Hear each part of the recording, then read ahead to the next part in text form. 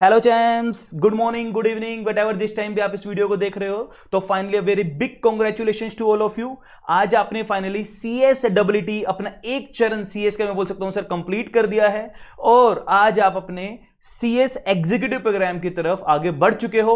मैं बोल सकता हूं सर सबसे इंपॉर्टेंट, सबसे बेस आपका जो होगा वो आपका एग्जीक्यूटिव रहने वाला है, क्योंकि सीएस डब्ल्यूटी के अंदर आपने जस्ट एक गोले भरे हैं सर, एमसीक्यूज किए हैं और फाइनली आज आप बेसिकली एंटर कर चुके हो अपने सीएस करिकुलम के मेन एक ओशियन के अंदर। फाइनली कुछ भी स्टार्ट करने से पहले दो चीजें मैं जरूर बताऊंगा, अपने बारे में इंट्रोडक्शन और सब्जेक्ट के बारे में इंट्रोडक्शन। ऑल्दो आपके सीनियर्स ने आपको जरूर रिकमेंड कर दिया होगा सर कि अगर आपके सामने जो चेहरा खड़े हैं इस टाइम पे, अगर वो पर्सन एग्जीक्यूटिव प्रोग्राम में आए हैं और वो अपने फेवरेट पेपर को लेके आए, डेफिनेटली सर जनरल लॉ, मैं बोल सकता हूं सर इस बैच को कंप्लीट करने के बाद ना, अब आपके दिल से कुछ निकले या ना निकले, आप है ना सोते सोते भी जनरल लॉज को बोलना स्टार्ट कर दोगे। मतलब ऑनेस्टली मैं बोल रहा हूं, इतना खून में आपके ना ब्लड में इतना समा जाएगा ये पेपर, इतना समा जाएगा, ये पेपर नहीं रहेगा, आप इसको अपनी जिंदगी मानना स्टार्ट कर दोगे। ऑनेस्टली आप इस पेपर से आप अपने करिकुलम में मैं बोल सकता हूं सर इतना एज पाओगे, इतना एक्सेल पाओगे। मतलब चलो करते हैं इसके बारे में बात। फर्स्ट थिंग फर्स्ट, मेरा नाम CS Ankush Bansal, by profession I am the legal practitioner और I am the basically law graduate from faculty of law and I am also doing LLM. Then doing क्या, मतलब ऑलरेडी कंप्लीट मैं LLM अपनी कर चुका हूं काफी टाइम पहले। एंड ऑल्सो मैं आपको एक बात बताऊं, मेरे को लॉ फर्म का काफी सारा एक्सपीरियंस है। Basically India top law firm Luthra and Luthra, जो इंडिया में फर्स्ट टॉप 5-4 लॉ फर्म्स में से एक है। और मैं बोल सकता हूं कि सर जहां जाना बच्चों का ड्रीम्स है, इतनी सारे मैं खुद पर्सनली मैं मतलब मैटर्स को डील कर चुका हूं और राइट नाउ भी मैं basically as a legal practitioner ही प्रैक्टिस करता हूं। तो एक स्मॉल इंट्रोडक्शन, इसके अलावा भी मैंने छोटे छोटे रिगार्डिंग आईपीआर एंड ऑल बहुत सारे कोर्सेज किए हैं, छोटे छोटे स्मॉल कोर्सेज जो आईसीएस से करवाते रहते हैं। देन आज आप लोगों के सामने मैं खड़ा हूं after more than 7 year experience. आज आप लोगों के सामने मैं खड़ा हूं। मेरी मार्केट में सीएस प्रोफेशनल प्रोग्राम के अंदर इस इंडस्ट्री में सबसे ज्यादा सेल होने वाली बुक्स मेरी अवेलेबल हैं। सबसे ज्यादा मैं बोल सकता हूं सर ड्राफ्टिंग में बच्चा, मैं मतलब आप लोगों की सबकी बेसिकली एक ब्लेसिंग्स है कि सर बच्चा बहुत पसंद करता है जर्नल लॉज में। तो आज फाइनली ना मतलब बच्चा मेरे को रिक्वेस्ट करता था, सर फाइनल में आने से पहले हमारा बेस नहीं है जर्नल लॉ का, हम या तो सेल्फ कर लेते हैं या फिर जो भी हम जहां से भी पढ़ते हैं ना सर, वो जस्ट एक सीएस क्वालिफाइड हैं, उनको नहीं पता सर जर्नल लॉज के बारे में इतना इंडेप्थ। लेकिन सर जो भी आप यहां पढ़ोगे, मैं ऑनेस्टली बोल रहा हूं, वो सब कुछ जर्नल लॉज में ना जब आप एलएलबी करोगे, बहुत बच्चा करेगा और करना भी चाहिए, मैं इसका आने वाले टाइम पे इसके बेनिफिट्स भी आपको लोगों को बताऊंगा। सर जब आप एलएलबी करोगे तो जो आप इस सब्जेक्ट में पढ़ोगे, यहां आपका एक चैप्टर है बट वहां पूरा का पूरा एक सब्जेक्ट होगा, ठीक है ना। तो देन इस सब्जेक्ट को जो मैं आपको आज सीएस प्रोफेशनल प्रोग्राम के basically chapter number paper number 1, आपका मॉड्यूल नंबर 1 या ग्रुप नंबर 1 का पेपर नंबर 1 मैं आप लोगों के साथ डील करूंगा। और सर जैसे कि आपको मेरे बैकग्राउंड से भी पता चल चुका होगा कि फाइनली सर मैं डील करने वाला हूं जर्नल लॉज के अंदर, जिसका पेपर का नाम है jurisprudence, interpretation and general laws. Sir इस पेपर को हम चैम्प्स, इस पेपर को हम बच्चे, इस पेपर को हम जो भी मतलब आप मेरे से बड़े भी हो सकते हो, बहुत सारे लोग, बहुत सारे बच्चे भी हो सकते हैं, छोटे छोटे लाल पीले काले नीले बच्चे भी हो सकते हैं। कुछ कुछ बच्चे तो ऐसे करके बैठ गए, अरे सर हमारे सीनियर्स ने बोला था ये वाला पेपर थोड़ा सा बोरिंग है। मैं अश्योर करता हूं सर, मेरी पूरी वीजी स्टडी हब की टीम, हमारा वेंचर अश्योर करता है, आप लोगों को पास करवाना, आप लोगों का रैंक लाना, आप हमारे अकॉर्डिंग चलो, हम आपको गारंटी देते हैं सर। तो इस पेपर का जैसे कि नाम है jurisprudence, interpretation and general law. छोड़ दो एक बार, मैं तो आपको ये बोल रहा हूं सर, मैं आपको कुछ पढ़ाने नहीं वाला हूं, मैं तो आपको ये बताने वाला हूं लॉ बनता कैसे है, लॉ कौन बनाता है, लॉ क्यों बनाया जाता है, लॉ बनाने की पावर कौन देता है, और लॉ का अगर आप ब्रीच करते हो तो जेल की रोटी, जेल का पानी कब पीना पड़ेगा, जेल की चक्की कब पीसनी पड़ेगी। तो ऑनेस्टली सर कैसे वो पीसनी पड़ेगी, कितने दिन तक पीसनी पड़ेगी, कितनी आपकी फाइन है, कितनी आपकी पेनल्टी है, क्या डिफरेंस है दोनों में, फाइन में और पेनल्टीज में, कितनी साल की आपको सजा होगी। सर कुछ जगह क्या लेने देने से काम चल जाएगा, क्या ऑलवेज कोर्ट में जाना पड़ेगा, या सर कोर्ट के अलावा भी कोई और डिस्प्यूट रेजोल्यूशन सिस्टम है। सर एक टर्म आप सुनोगे इसके अंदर, arbitration act, ADR, alternative dispute resolution. Sir क्या कोई कंपनीज एक्ट की भी अपनी कोर्ट्स हैं, बिल्कुल स्पेशल कोर्ट वाले एक चैप्टर आप यहां पढ़ोगे। देन मैं आपको बोल सकता हूं कि सर बहुत क्या सबूत, हम बोलते हैं ना order order order, what is the meaning of order order order? तमाम सबूतों, गवाहों को मद्देनजर रखते हुए सर वो सबूत क्या हैं, उन सब के ऊपर ना जितनी भी टर्म्स बोली है एक लॉ है, पूरा का पूरा एक्ट है, जो आप सेपरेट एक्ट मेरे साथ पढ़ोगे सर। और सर हमने ये तो पढ़ लिया, अब लो आप बोल रहे हो सर इतना टफ होता है लो। भाई लो एक थ्योरेटिकल पेपर नहीं है, लो के भी अपने रूल्स हैं, लो की भी अपनी इंटरप्रिटेशंस हैं। जैसे आप साइंस में पढ़ते हो, जैसे H2O पढ़ते हो, जैसे फॉर्मूलाज हैं, लो के इंटरप्रेट करने के भी अपने फॉर्मूलाज हैं, रूल्स हैं। रूल्स ऑफ इंटरप्रिटेशन आप एक चैप्टर पढ़ोगे, इंटरप्रिटेशन ऑफ लॉ, बहुत एक्सट्रीम लेवल पे जाके हम उस चैप्टर को पढ़ने वाले हैं सर। ऑनेस्टली मैं आपको बता दूं, इतना इन डेप्थ ये पेपर ना मेरे जान है। मैं आज सोते सोते भी अगर बच्चा मेरे से इस पेपर के बारे में पूछेगा ना सर, मतलब दिल खोल के दिखाऊं तो ना वहां जनरल लॉ ही निकलेगा, वहां से जनरल लॉ ही निकलेगा सर, क्योंकि ये पेपर सर मेरी जान है। ऑनेस्टली इतना प्रैक्टिकल एक्सपोजर है, इतना इंडस्ट्री का एक्सपोजर है, मैं सब एक्सपोजर ना झोंक दूंगा इस पेपर के अंदर और इतना बेस्ट डिलीवर करूंगा सर आप लोगों को, इतना बेस्ट डिलीवर करूंगा, अपनी जान लगा दूंगा। अब सर हम एक साथ में हाथ पकड़ के चलेंगे आगे और आपको बताऊंगा कि लॉ बनता कैसे है, लॉ को क्यों बनाया जाता है। एक चीज आप मानना सर, आप क्वालिफाई होकर निकल जाओगे अगर आपने इस पेपर को नहीं पढ़ा ना। ऑनेस्टली बोल रहा हूं, कितने एक्ट चेंज हो गए, मान लो जीएसटी, वो भी अपने आप में लॉ ही है। टैक्स बोल देते हो आप, इनकम टैक्स एक्ट, वो भी लॉ ही है। अगर आपको ये पेपर आपने अच्छे से किया तो लाइफ में क्या पता दोबारा से कंपनीज एक्ट, पहले 1956 होता था, आपने पढ़ा होगा CSWT में, देन अब 2013 हुआ, हो सकता है 2022 भी हो जाए। अब कितनी बार होंगे कि आप भागे भागे टीचर्स के पास आओगे, हाँ सर, हाँ हाँ हम आए हैं, संजीव सप्रा सर या अंकुश बंसल सर, हमें ये लो पढ़ा दो। भाई क्यों पढ़ा दें? हमने जिस टाइम आपको पढ़ाया है, क्या नर्सरी वाले टीचर के पास जाके आप बोलते हो सर ये नई स्पेलिंग मार्केट में आई, हमें सिखा दो? बिल्कुल भी नहीं। तो वही चीज हमारी है सर, मैं आप लोगों को, हमारी पूरी टीम आप लोगों को स्क्रैच से लेके चलेगी। हम ये प्रिटेंड करेंगे, और प्रिटेंड भी क्या करना सर, मैं तो ये मान के चलता हूं, कोई भी, चाहे मैं फाइनल में पढ़ा रहा हूं, चाहे मैं किसी भी लेवल पे पढ़ा रहा हूं, कि सर आप लोग बच्चे हो, आप लोगों को अभी कुछ भी नहीं पता है, हम स्क्रैच से चलेंगे, हम जीरो से चलेंगे। बहुत सारा बच्चा साइंस साइड का भी यहाँ होगा, बहुत सारा बच्चा इंग्लिश मीडियम का भी होगा, बहुत सारा बच्चा हिंदी मीडियम का भी होगा, जिनको इंग्लिश में समझने में प्रॉब्लम आएगी। ध्यान से सुनना, कोई भी चीज मैं पहले इंग्लिश में बोलूंगा ऑलमोस्ट, देन उसके बाद मैं उस चीज को 1 या 2 बार हिंदी में बोलूंगा कि आप लोगों के माइंड में सेट हो जाए। किस तरीके से सर मेरे साथ चलना है इस पेपर के अंदर? इस पेपर के अंदर सर हम क्या करेंगे, इस पेपर के अंदर पहली बात तो हम हर क्लास के अंदर ना मार्क्स में खेलेंगे, कोशिश करेंगे हर क्लास हमारी मार्क्स वाइज चले। सर हर क्लास आप लो और ऑनेस्टली मतलब एंजॉय करो, लर्न विद फन। मतलब डांस तो मुझे करना नहीं है, मैं सॉन्ग्स मतलब स्टार्ट कर दूं एंड ऑल, काफी 10-15 मिनट उस चीज में खराब कर दूं, नहीं सर। हर एक, अगर आप प्रोफेशनल कोर्स करने आए हो, हर एक मिनट, हर एक सेकंड, हर एक वीडियो आपके जीवन के साथ खिलवाड़ होता है। मैं ऑनेस्टली बोल रहा हूं सर, हर एक वीडियो पे आपका पूरा पूरा पूरा पूरा वही level of confidence her video में हो जो आपका पहले दिन है। सर वही मेहनत आपको करनी है जिस दिन आप लास्ट दिन यहां से जाओगे ना सर, जब एग्जाम दोगे, मैं ऑनेस्टली बोल रहा हूं, आप ये बोलोगे सर कब एग्जाम आए, सर कब एग्जाम आए, हम एक्साइटेड हैं सर, कोर्स तो पूरा हो गया, साथ साथ सब रिवीजन भी हो गया।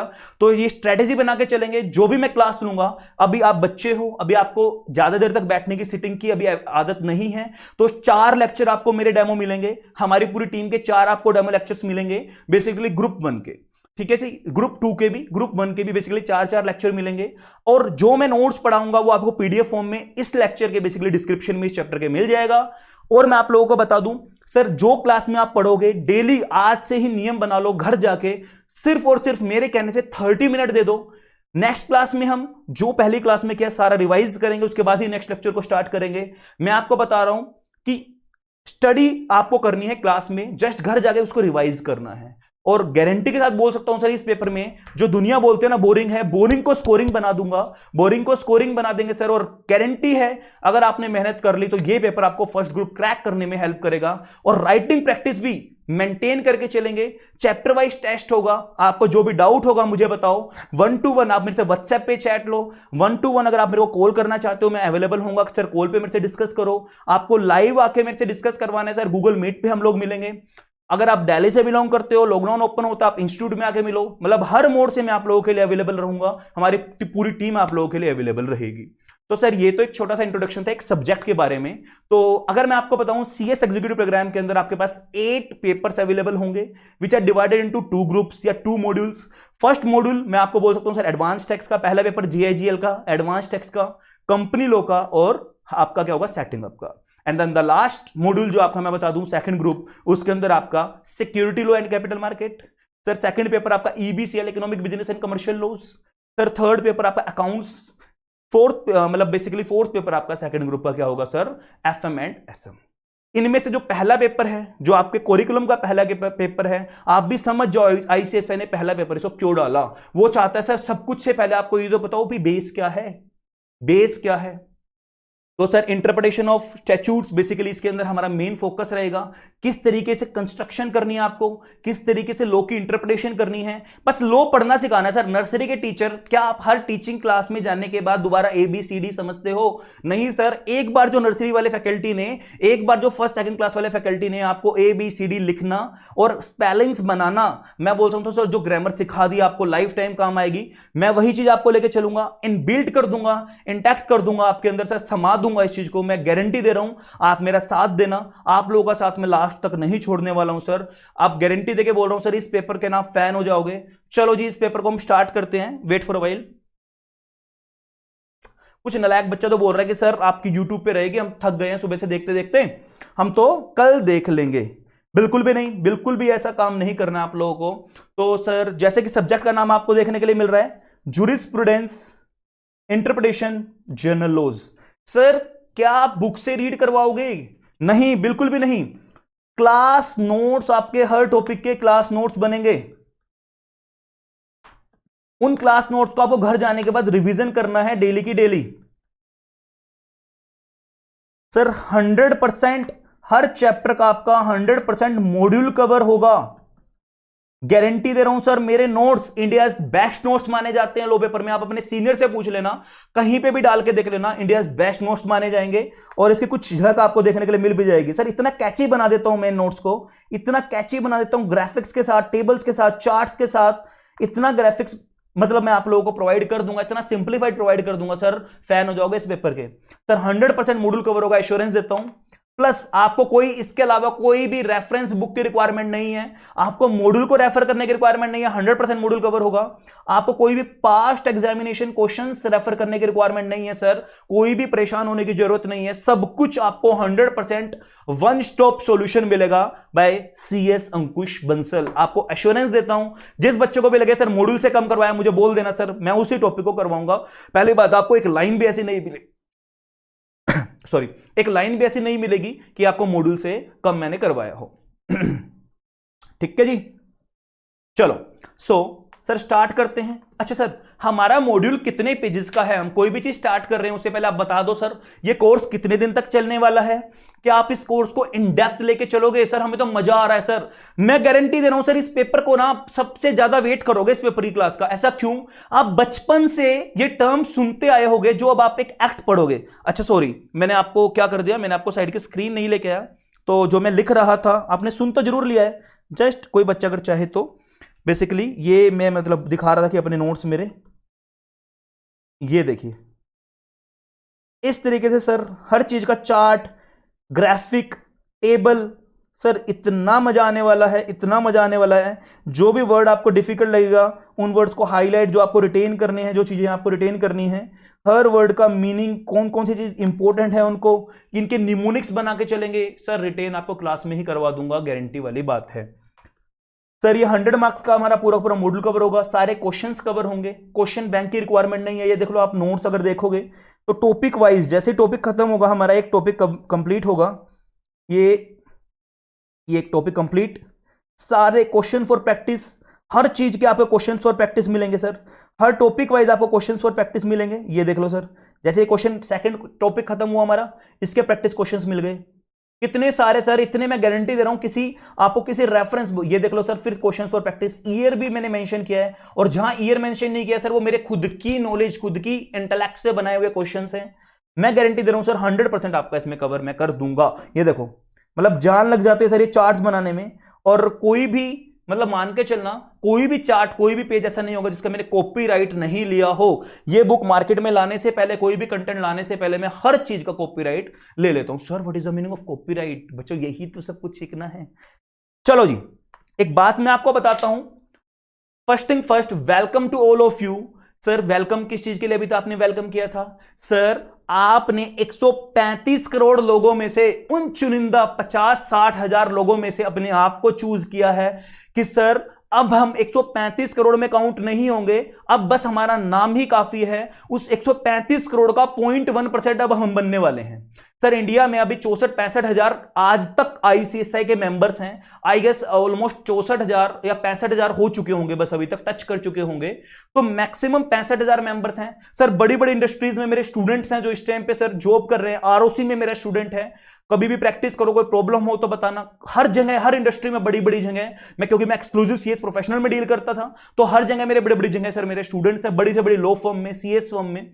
सर अब बात क्या आ रही है कि सर इस चीज के अंदर हम कैसे इस पेपर को लेके आगे बढ़ें। सर इस पेपर को लेके हम आगे ऐसे बढ़ेंगे, सर इस पेपर को हम इतना इन डेप्थ कर लेंगे कि हमें ना, जो आप डेली मर्रा के आपने अपनी जिंदगी में आसपास चीजें सुनी होंगी, वो सारी चीजें सर आप इस एक्ट के अंदर, इस बुक के अंदर पढ़ने वाले हो। सर बचपन से हमने ना एक चीज सुना है, सर सीएस बनने वाले हैं, सर हम सीएस बनने वाले हैं। हाँ सर, मैं आपको क्यों बोल रहा था कि हम सीएस बनने वाले हैं, एक चीज मेरे बीच में माइंड से स्किप हो गई थी वो लाइन। सर अब वेलकम कर रहा हूं मैं आपका सबका। सर आप उन 50-60 हजार मेंबर्स हैं अभी तक आईसीएसआई के, सर उनमें भी बहुत सारे लोगों की डेथ हो चुकी है। बहुत सारी गर्ल्स ऐसी हैं जिनकी मैरिज होने के बाद वो प्रैक्टिस नहीं करती हैं, वो जस्ट अपना नेम बस यूज भी नहीं कर रहे हैं। तो मैक्सिमम 35 से 40 हजार लोग भी एक्टिव नहीं होंगे। तो उन 40 हजार लोगों में सर एक नाम आपका जुड़ने वाला है। आपके नेम के सामने प्रीफिक्स एक सीएस लगने वाला है जस्ट 2 इयर्स के अंदर अंदर, बेसिकली 2-3 इयर्स के अंदर अंदर। तो सर अगर ये वर्ड आपको चाहिए और आप उन चुनिंदा कंप्लायंस ऑफिसर और डॉक्टर ऑफ आर्टिफिशियल पर्सन, अरे वाह सर कितना अच्छा लग रहा है सुन के, you are the doctor of artificial person अगर आप बनने वाले हो, सर कुछ काबिलियत होनी चाहिए। मैं आपको एश्योरेंस दे रहा हूं, CS is the only profession, CS is the only profession sir जो आपके ड्रीम्स पूरे करेगा। जो आपने कभी ड्रीम्स लिए होंगे ना सर, ड्रीम लिए होंगे कि सर हम भी ऐसा करें, हमारा भी ऐसा घर होगा, अपने मां बाप के ड्रीम्स पूरे करने के लिए, ये आपने बेस्ट कोर्स चूज किया है, बेस्ट कोर्स चूज किया आपने सर। अगर मैं आप लोगों को बात करूं सर, आप लोग मान लो आपने, मैं इस पेपर को आपको किस तरीके से, मैं मतलब इंटरेस्टिंग बनाऊंगा सर, इस पेपर को इंटरेस्टिंग बनाने वाला हूं इस पेपर को मैं आप लोगों के लिए। कैसे? कोई भी टर्म है आप बचपन में बोलते हो पागल है क्या, अरे आप लोग नहीं, बचपन में किसी को भी बोलते हो अरे पागल पागल है क्या, पागल पागल है। जहां आपने किसी को बोल दिया पागल है, आप तो बोलते हो सर मजाक में बोला था, सर गलती हो गई। भाई अगर सामने वाला बंदा चाहे तो आपके अगेंस्ट केस कर सकता है मानहानि का, डिफॉर्मेशन, सर आपके अगेंस्ट डिफॉर्मेशन और उसमें केस कर सकता है। उसमें भी 2 तरीके के होते हैं, लिबल और सिलेंडर। तो आप अगेंस्ट सिलेंडर का केस कर सकता है। कहां केस करेगा सर? आने वाले सब्जेक्ट्स में बताऊंगा मैं, आने वाले चैप्टर्स में बताऊंगा मैं। लॉ ऑफ टोर्ट्स के अंदर केस कर सकता है। आप बचपन में क्या करते हो? बच्चे बच्चे बच्चे बच्चे पानी की बोतल, ऐसे वाटर बोतल आप क्या करते हो? मार दूंगा। सर आपने जिसके सामने ऐसा किया, चाहे तो वो सामने वाला पर्सन आपके अगेंस्ट केस कर सकता है असोल्ट का। अरे सर ये नाम मतलब क्या बोल रहे हो आप? हमें तो मतलब आपने बोल दिया किसी को थ्रेटन, आपने किसी को डरा दिया सर। यस, इसमें आपके पास पूरा पूरा हक है, आपके पास पूरा पूरा हक है सर केस करने का।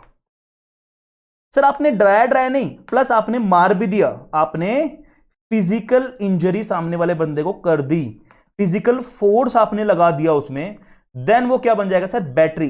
ए बैटरी, वो बैटरी नहीं, मतलब मैं भी बैटरी, मतलब यार जो स्पेक्स लगाता है बैटरी, वो बैटरी नहीं, इन्वर्टर की बैटरी नहीं। यहां बैटरी का मतलब होगा सर अगर आपने फिजिकल फोर्स का भी डराने के साथ साथ यूज कर दिया। इन दोनों के लिए आप केस के लिए कहां जा सकते हो? एक लॉ आप पढ़ोगे, लॉ ऑफ टोर्ट्स। सर बड़ा मजा आ रहा है, तो आज के बाद तो हम कभी भी ऐसा नहीं करेंगे। बहुत सारी चीजें हैं। आपने मेरे बारे में कोई भी मिस स्टेटमेंट बोल दी, अगर आपने मेरे बारे में कोई भी मिस स्टेटमेंट बोल दी, सर हमने तो मजाक किया था, अरे कैसे मजाक कर दिया, पागल हो क्या? ये मिस स्टेटमेंट के अगेंस्ट मैं आपके अगेंस्ट केस कर सकता हूं सर, डिफॉर्मेशन केस कर सकता हूं सर, डिफॉर्मेशन। एक इसमें होता है सर, ये मिस स्टेटमेंट आपकी परमानेंट अगर आपने की है, ये मिस स्टेटमेंट आपकी आपने परमानेंट की है, मतलब कहीं पे रिटर्न में आपने कर दिया, कोई टीवी में कर दिया, कोई वीडियो में कर दिया, सिमिलर फिल्म में कर दिया, परमानेंट कर दिया, टेम्परेरी कर दिया। तो अगर आप टेम्परेरी कर रहे हो तो आपके अगेंस्ट में केस हम कर देंगे जी ये वाला। बट अगर आप परमानेंट कर रहे हो, आपने कहीं पे रिटर्न में ये चीज कर दी, आपने कहीं स्टेज पे रियलिटी शो में खड़े होकर बोल दिया और वो चीज रिकॉर्ड हो गई, जिसका रिकॉर्ड मेंटेन हो गया, तो हम केस कर सकते हैं सर लिबल का, LIBLA, लिबल। समझ रहे हो बात? तो सर लो की बारीकियां समझो, फैन हो जाओगे। चलो सर इसको भी साइड कर दो। एक बार सर हमें ना एक बात बता दो प्लीज, एक बार सब्जेक्ट का नाम से तो हमें समझा दो कि सब्जेक्ट है क्या। इधर ध्यान दो, आ जाओ सारे बच्चे। जय श्री गणेश के साथ आज इस सब्जेक्ट को स्टार्ट करते हैं और उम्मीद है सब बच्चे एंजॉय करेंगे इसको, जैसे कि आपके सीनियर्स भी एंजॉय करते हैं, आप भी एंजॉय करोगे, डांस करने लगे जाओगे सर क्लास में बैठ के, सर फैन हो गए सर। क्योंकि सर ये पेपर आपके ना जनरल नॉलेज को इतना बढ़ा देगा, जो भी आप, अच्छा आपसे ना एक्सपेक्ट करेंगे, आप CS हो ना सर, आपको लो पता है तो ये भी लॉज की नॉलेज हो। ICSI ने भी इस चीज को समझा। सर क्या हुआ, इस पेपर का ना लेवल ओल्ड सिलेबस में इतना नहीं था, 2017 जब सिलेबस आया ना आप लोगों के लिए न्यू सिलेबस, इसमें इस पेपर का लेवल इतना बढ़ा दिया, इतना बढ़ा दिया, इतना बढ़ा दिया इस लेवल। ऐसा क्यों सर, क्यों बढ़ाना पड़ा? देखो सर पहले ना क्या होता था, कंपनी लॉ में ना एक दो चीजें आप सुनना पहले, बैकग्राउंड क्यों इस पेपर का, क्यों इस पेपर को आपको इतना पढ़ना चाहिए। सर मैं कह रहा हूं सर, आप 0.1% लोगों में से आते हो 135 करोड़ में से, ठीक है जी, मैंने आपको बोला। सर आप आगे 135 करोड़ में से 50,000 लोगों में, मान लो 0.01% लोगों में आ गए। सर इस 50,000 लोगों में भी 95% लोग, मतलब मैं आपको बोल के चलू सर, मैं कह रहा हूं सर 48,000% जो CS हैं वो कहां चले जाते हैं सर? सिर्फ सिक्योरिटी लॉ की तरफ, कंपनी लॉ की तरफ, सिर्फ यहां चले जाते हैं, ठीक है। सर उनमें से जो 5% लोग रह जाते हैं, या बोल सकता हूं 0.05 या 0.01, कुछ भी मान लो, ये आप बनने वाले हो। ये कैसे बनने वाले हो? JIGL। सर मैं कह रहा हूं कि सर इनकी सैलरीज लैक्स में है। अगर इनकी लैक्स में है ना सर, सेक्रेटेरियल तो आप सीखोगे ही सीखोगे। अगर आपने JIGL यानी जनरल लॉज यानी ड्राफ्टिंग, JIGL इन पे ध्यान दे दिया ना, जो एक्स्ट्रा ऑर्डिनरी लॉज है, मैं गारंटी कह रहा हूं सर, अगर इनकी सैलरी 1 लाख है तो आपकी सैलरी 1.225 1.5 2 लाख, यहां तक भी आपकी सैलरी पहुंच जाएगी। ये आपके करियर में एक एक्सेल का काम करेगा सर, एक एक्स्ट्रा एज का काम करेगा ये आपके करियर में, गारंटी देकर बोल रहा हूं। आज नहीं आपको समझ में आएगा, जब आप एक ट्रेनिंग के लिए भी जाओगे ना, एक ट्रेनिंग के लिए भी जाओगे, जब आप अपने CV में डालोगे, जब आप अपने CV के अंदर डालोगे कि sir good command over CPC, good command over IPC, good command over CRPC, sir ये भी सब कुछ पढ़ना है, बिल्कुल।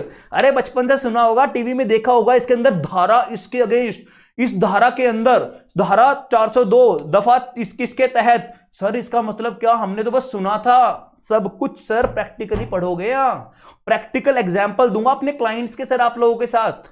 तो सर वो जब आप CV में डालोगे ना, गारंटी देके बोल रहा हूं सर, लो फॉर्म के अंदर आपका सिलेक्शन के चांसेस 100% हो जाएंगे, अगर आपने इस पेपर में एच कर ली। प्लस सर आपकी LLB में ये सारा का सारा जो भी इसमें सब्जेक्ट चैप्टर है, वहां सब्जेक्ट बन के आएंगे। LLB के अंदर आपकी एज लेके आएगा, और जहां आपने LLB कर ली और आपको एज मिलेगी। समझ गए सर? सर होता क्या था, एक थोड़ा सा बैकग्राउंड में, कि पहले ना हमारे CS के मतलब कंपनीज के अंदर ना कुछ चीजें आपने सुनी होंगी, मर्जर हो जाना, दो कंपनी जुड़ जाना, कभी सुना भी हो नहीं भी सुना हो, मतलब दो कंपनी को जुड़ जाना। अब जब दो कंपनी जुड़ती थी, चलो ठीक है, ये भी आपने वाइंडिंग अप तो सुना ही होगा सर, या डिसोल्यूशन तो आपने सुना ही होगा, जैसे पार्टनरशिप फर्म, कैसे कंपनी का वाइंडिंग अप भी होता था। सर जब कंपनी बंद होती थी, कंपनी को बंद के कगार पे आती थी, तो एप्लीकेशन लगाई जाती थी, कहां लगाई जाती थी सर? हाई कोर्ट के अंदर। बात आ रही है समझ? पकड़ गए हो बात? सर अब वो पावर ना, अब वो पावर ना कहां आ चुकी है सर? एक अथॉरिटी है NCLT, एक अथॉरिटी है sir NCLT, NCLAT, national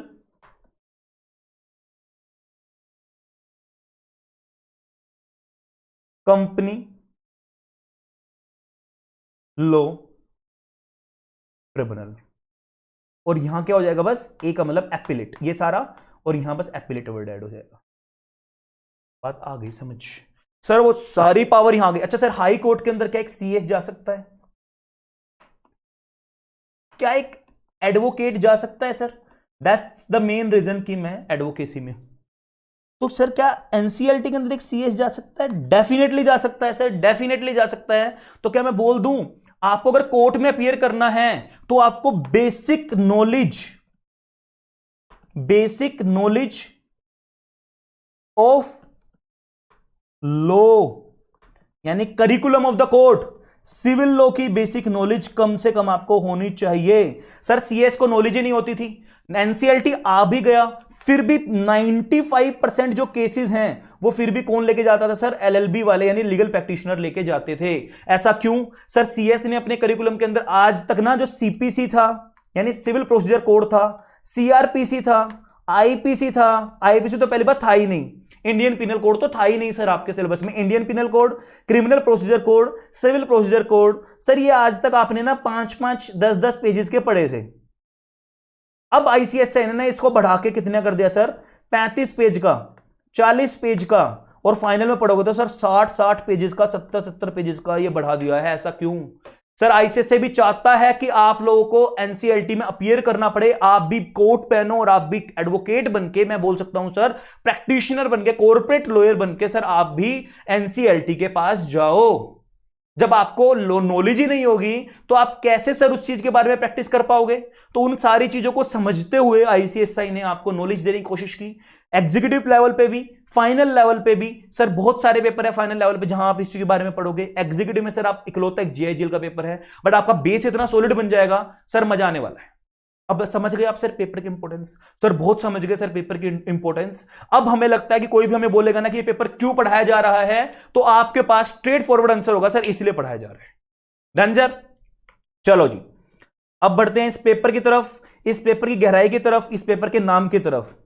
sir paper का नाम है जूरिस्प्रूडेंस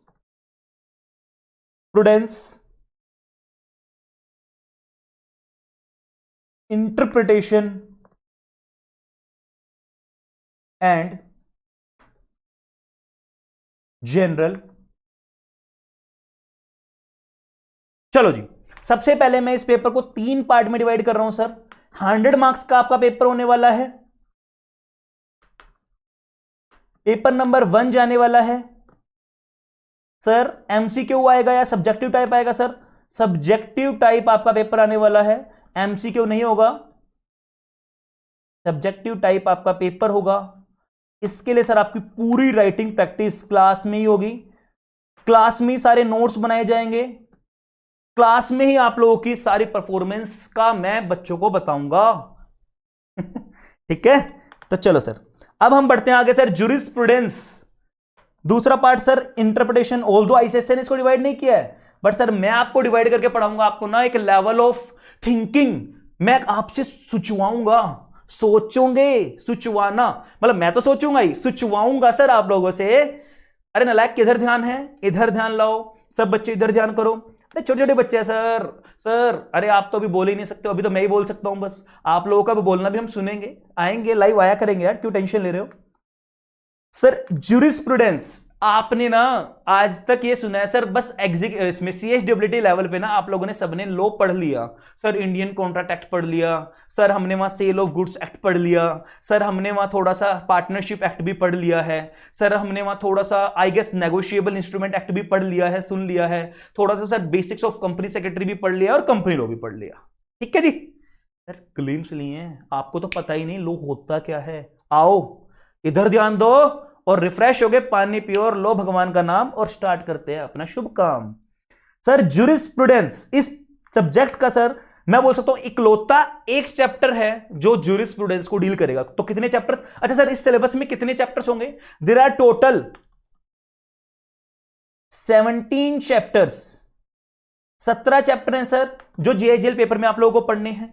सर कितनी नंबर ऑफ क्लासेस लगने वाली हैं? मेरी पूरी कोशिश रहेगी 65 to 70 क्लासेस। यस सर सही सुन रहे हो आप, 65 से 70 क्लास, 65 to 70 क्लासेस आपकी इसमें होने वाली है, प्लस रिवीजन क्लासेस, सर अभी स्टार्टिंग है तो आपकी 1-1.25 घंटे से ऊपर क्लास 1-1.5 आवर्स मैक्सिमम क्लास में आपकी लूंगा। इससे ज्यादा लंबी क्लास में अभी आप लोगों की नहीं लेने वाला हूं। अभी आप लोगों के पास सिटिंग की इतनी ज्यादा आदत नहीं है, बट हो जाएगी। 10-10 घंटे भी आप लोग बैठ जाओगे, सर हम सिखाएंगे आपको, रोड मैप हम देंगे और गारंटी है सर रैंक लेके आओगे। सर रैंक क्या होता है आप लोगों को कुछ नलायकों को तो पता नहीं होगा। अरे बच्चे एग्जीक्यूटिव उसमें भी तो, स्कूल लाइफ में एकेडमिक में भी तो रैंक आते थे ना, first second third. Sir revision classes भी आपकी इसकी होंगी। सर तो नंबर ऑफ आवर्स कितना जाने वाला है सर? मिनिमम 160 प्लस आवर्स मान के चलना, मिनिमम। सर सीपीसी, सीआरपीसी और आईपीसी कम से कम नहीं तो सर वो तीनों ही आपके 60 से 70 घंटे minimum, 60 to 70 hours minimum sir मान के चलना आपके वो 3 चैप्टर होंगे। सर इसमें हम एक चैप्टर पढ़ेंगे, that is the chapter number first chapter jurisprudence. Sir एक बार हमें थोड़ा सा बता दो, हमारे ना सीनियर ने, हमारे किसी भाई बहन ने सर ये बताया था जूरिस्प्रूडेंस बड़ा टफ पेपर है एलएलबी के अंदर अगर आप पढ़ोगे। लड्डू इकोनॉमिक्स में पढ़ा है, इकोनॉमिस्ट होते हैं जो इकोनॉमिक्स को बताते हैं, इकोनॉमिक्स की डेफिनेशन देते हैं, जस्टिन। इसी तरीके से सर यहां भी जूरिस्प्रूडेंस का मतलब, सर मेन जो मैं आपको बताऊंगा सर जूरिस्प्रूडेंस का मतलब होता है कहां से निकलेगा, सोर्सेज ऑफ लॉ। एक इसके अंदर आप टॉपिक पढ़ोगे sources of law. Sir source law कहां से आया, देखो बैकग्राउंड बताता हूं मैं आपको, कोई भी लॉ कैसे बनता है और क्यों बनाया जाता है। देखो गवर्नमेंट ऑफ इंडिया ने, देखो कहीं कहीं पे ना कोई कोई समाज ऐसा होता है जो उस चीज को ना कस्टम, प्रैक्टिकल एग्जांपल दूंगा। इंडिया में ना आपने पहले सुना होगा हुंडी, मैंने ना अपने एक तरह से मान के चलो, पहले लेटर हेड तो क्या ही होते थे, एक तरह से अपनी मोहर लगा दी और उस पर ना लिख के दे दिया फलाना फलाना आदमी आपके पास जाएगा, आप इसको ना 1 लाख रुपीस दे देना। सर वो एक टाइप की क्या थी, हुंडी, एक नेगोशिएबल इंस्ट्रूमेंट था। बहुत सालों तक इंडिया में वो प्रैक्टिस चलती थी, आज भी चलती है। चांदनी बाजार, आप चावड़ी बाजार जाओगे तो प्रैक्टिस आज भी चल जाती है। जब हम पैडलर्स, और मैं बेसिकली बात करूंगा जब फैमा के अंदर आप पढ़ोगे, तो जब इंडिया के बाहर से और यहां जब वो काला बाजारी हम करते हैं फॉरेन करेंसी की, जब ये चीजें चलती हैं, तो उसी तरीके से मैं आपको बताऊंगा सर। तो इंडिया में ना बहुत सारे ऐसे होते हैं जो हम कस्टम फॉलो करने लग जाते हैं। कस्टम का मतलब रीति रिवाज, किसी किसी सोसाइटीज में हम फॉलो करते हैं। अब वो चीज अनडाउटेडली रूल फॉर्म में नहीं है, डिसिप्लिन फॉर्म में नहीं है, कोडिफाइड मतलब रिटन फॉर्म में नहीं है, बस सोसाइटी कर रही है, कुछ उसको गलत मानते हैं, कुछ उसको ठीक मानते हैं, तो ना आपस में लड़ाइयां होती हैं समाजों के बीच में। अब लॉ मेकर कौन है सर? Parliament of India. जो सेंट्रल लेवल के लॉज बनाते हैं कौन है sir? Parliament of India. Lok Sabha, Rajya Sabha, मैं बोल सकता हूं स्टेट लेजिस्लेचर, ठीक है। तो विधानसभा, विधान परिषद, लोकसभा, पार्लियामेंट, स्टेट लेवल के laws state legislature, central level के लॉ पार्लियामेंट ऑफ इंडिया। इतना समझ में आ रहा है? सर जब लॉ बनाते हैं वो देखते हैं कि सर इस चीज को ना सोसाइटी में ज्यादा से ज्यादा यूज किया जा रहा है बार बार, तो उन लोगों को क्या लगता है कि सर बाद में कोई भी लड़ाइयां ना हो आपस में, और अच्छी चीज भी है, अच्छी चीज भी है, तो उस चीज को लॉ बना देते हैं। जैसे हिंदू मैरिज एक्ट, हिंदुओं में 7 फेरे वाली वो परंपराएं जरूरी है, हिंदू मैरिज एक्ट भी 1955 भी ये चीज बोलता है। सर जो हम प्रैक्टिस करते हैं सोसाइटी में, उस प्रैक्टिस को देखते हुए, उन कस्टम्स को, उन कन्वेंशंस को, उन ट्रीटीज को देखते हुए जब हम लॉ बना दे, सर एक वे ये भी होता है सोर्सेज ऑफ लॉ। बात आ रही समझ में? सर इसी चीज में ना प्राइमरी सोर्स भी होते हैं, सेकेंडरी सोर्स भी होते हैं। क्या सर? सोर्सेज ऑफ लॉ में अगर मैं आपसे बात करूं सर, 2 तरीके के सोर्स मान के चलो, इसमें प्राइमरी सोर्स भी होता है और सेकेंडरी सोर्स भी होता है। जो भी मैंने आपको एग्जांपल दिया, एनीवन गैस? कमेंट करना सर, हर बच्चा कमेंट पढ़ूंगा मैं, टेंशन मत लो। जो प्राइमरी सोर्स कहा मैंने, क्या मैं बोल दूं सर कस्टम एक प्राइमरी सोर्स है? क्या मैं सर बोल दूं कस्टम भी एक प्राइमरी सोर्स है? और बोलो सर, और बोलो सर। हाँ जी मेरे, हाँ जी स्टूडेंट्स, हाँ जी गाइस, बताइए और बताओ सर। सर एक चीज आपने सुनी होगी, कोर्ट का डिसीजन आना भी अपने आप में सरकार के ऊपर भी हावी हो जाता है। रिसेंटली कोरोना केसेस में वो भी अपने आप में लॉ बन जाता है। आपको ना अभी बच्चे हो, आपको समझनी होगी एक चीज, इतना तो आपको सबको पता होगा, हाई कोर्ट और सुप्रीम कोर्ट 2 अलग अलग बॉडी हैं। सुप्रीम कोर्ट इंडिया कितनी है इंडिया में? 30, ओनली 1 न्यू दिल्ली में सिचुएटेड है सर, प्रगति मैदान के पास। सर हाई कोर्ट जितनी स्टेट्स ऑलमोस्ट उतनी हाई कोर्ट्स, कुछ स्टेट्स ऐसी हैं जैसे हरियाणा, पंजाब, जिसकी एक हाई कोर्ट है म्यूचुअल चंडीगढ़ में। तो सर हाई कोर्ट जो होती है उसकी जो जजमेंट आएगी ना, जजमेंट का मतलब जो उसका डिसीजन होगा, जो हाई कोर्ट की प्रेसिडेंट होंगे, टेक्निकल वर्ड यूज करूंगा मैं, जुडिशियल का मतलब जज, जुडिशियल जजमेंट, या अच्छा वर्ड थोड़ा थोड़ा हर क्लास में सीखते जाएंगे, प्रीसीडेंट। तो सर जो लॉ पहले कोर्ट में डिसाइड हो गया, तो वो जो आयरन आउट द क्रीजेस, कुछ लॉ के अंदर कमियां थी और लॉ मेकर ने बेसिकली कोर्ट में जज ने उसको क्या किया, सिंप्लीफाइड करके दे दिया, तो वो एक अलग से लॉ बन गया।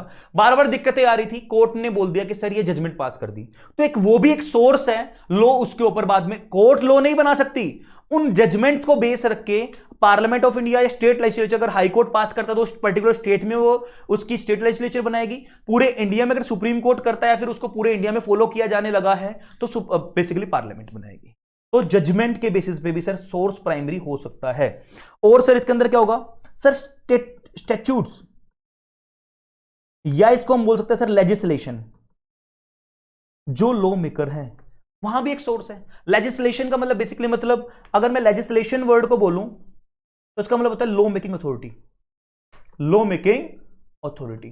तो ये भी डायरेक्टली भी लॉ बना सकते हैं, उनको कमी खली। अच्छा सर ये ना ऐसे नहीं बनते लोग, इस वाले केस में पहले ना कमेटीज बनती हैं, सबने सुना होगा कमेटी बैठती है। जैसा आप बोलते हो ना WHO ने इस इंजेक्शन को, उस एक ये सार्स ने इस चीज को अप्रूवल दिया, उसके बाद दिया है। देन कमेटी बनती है, कमेटी इंस्पेक्शन करती है, कमेटी देखते हैं कि सर जरूरत क्या है। देन उनको हम किसको देखते हैं सर, लेजिस्लेशन को देते हैं। उसके बाद ये क्या किया जाता है सर, एक लॉ ऑफ लैंड बनता है, statute.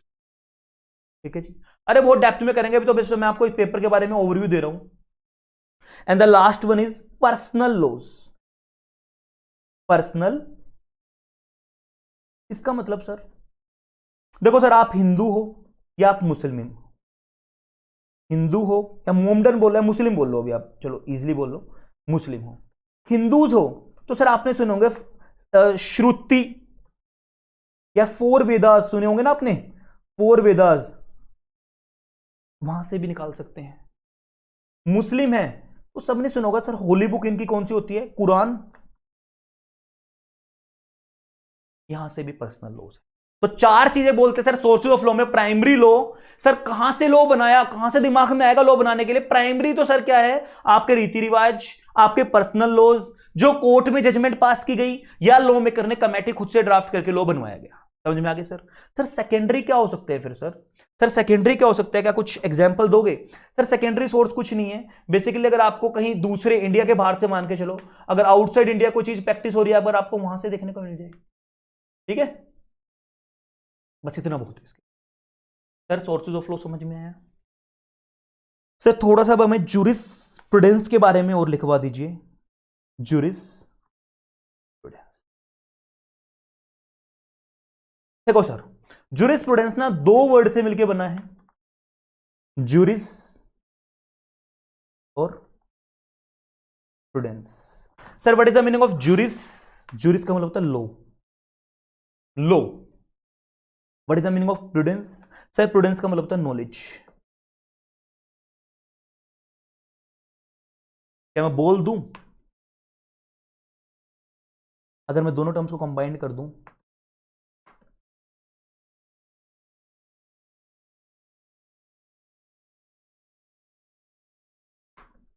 Knowledge of law, knowledge of law. Yes sir, और इसको मैं बोल दूं study of the science of law. Sir ये लॉ साइंस तो आप सब जानते हो कि हाउ, क्यों ये बना, लॉ क्यों बना, क्या और इसको सिंप्लीफाइड कर दूं सर। सर लॉ, मैं पर्टिकुलर लॉ की बात नहीं कर रहा हूं, मैं नो फॉर ऑल लॉज, कोई पर्टिकुलर लॉ की बात नहीं कर रहा हूं, फॉर ऑल लॉज, सब लॉज की बात कर रहा हूं, किसी पर्टिकुलर एक्ट को नहीं उठा रहा हूं। लॉ इन जनरल सर क्या है, इन जनरल वो लॉ क्यों बनाया गया सर, उस लॉ के अंदर बेसिकली आपके इट्स कॉन्सेप्ट्स क्या क्या कवर है उस लॉ के अंदर। क्या वो सिविल मैटर्स को कवर करेगा, क्रिमिनल को करेगा, एविडेंस को करेगा, किस चीज को करेगा, सिर्फ कॉन्ट्रैक्ट को करेगा, सेल ऑफ गुड्स को करेगा, या सेल ऑफ इमोबल प्रॉपर्टी को भी करेगा। आपने CSED के अंदर पढ़ा होगा sir sale of goods act, क्या वो इमूवेबल प्रॉपर्टी को भी डील करता था, नहीं सर। तो उसके लिए कौन सा बनाया गया अलग से, transfer of property act 1882। By default वो यहां नहीं पढ़ोगे आप, सेकंड ग्रुप में EBCL के पेपर में संजीव सर पढ़ाएंगे आपको। सर उसके प्रिंसिपल, इट्स प्रिंसिपल, सिद्धांत, सिद्धांत क्यों ये लो आया। ठीक है, तो ये समझने वाली बात है, इट्स अंडरस्टैंडेबिलिटी। सर ज्यूरिस्प्रूडेंस का मतलब knowledge of law, study of science of law, यानी क्यों आया, कॉन्सेप्ट क्लियर करना, जनरल प्रिंसिपल्स क्या होंगे, ये सारी चीजों के तह तक जाना, ये होंगे। सर जैसे आपने इकोनॉमिक्स में डेफिनेशन पढ़ी है, ऐसे लॉ की भी डेफिनेशन दी है। सर लॉ की भी बहुत सारी डेफिनेशंस आई, लॉ की भी अपनी खुद की डेफिनेशंस हैं। ये डेफिनेशन किन्होंने दी सर? वेरियस वेरियस जूरिस्ट जो लॉ के बारे में इन्होंने अपनी डेफिनेशन दी। जूरिस्ट बोल लो, या बेसिकली मैं आप लोगों के लिए अच्छा वर्ड यूज करूंगा, लीगल स्कॉलर बोलते हैं ना, स्कूल ऑफ लॉज, तो लीगल स्कॉलर बोल लो, जूरिस्ट बोल लो, जिन्होंने डेफिनेशन दी। सर कुछ एग्जांपल लीगल स्कॉलर के, जूरिस्ट के, जॉन ऑस्टिन, फर्स्ट चैप्टर में आप पढ़ोगे। सेलमन, कैल्सन, KELSEN, कैल्सन ने तो बोला law is a pure, law क्या है सर हमारा? Law is a pure theory of law. ये क्या sir? Pure theory of law. ऐसे नहीं समझ में आएंगे, जब आप पढ़ोगे ना तब आपको बहुत अच्छे से समझ में आएगा। सेलमन ने क्या बोला sir? Law is the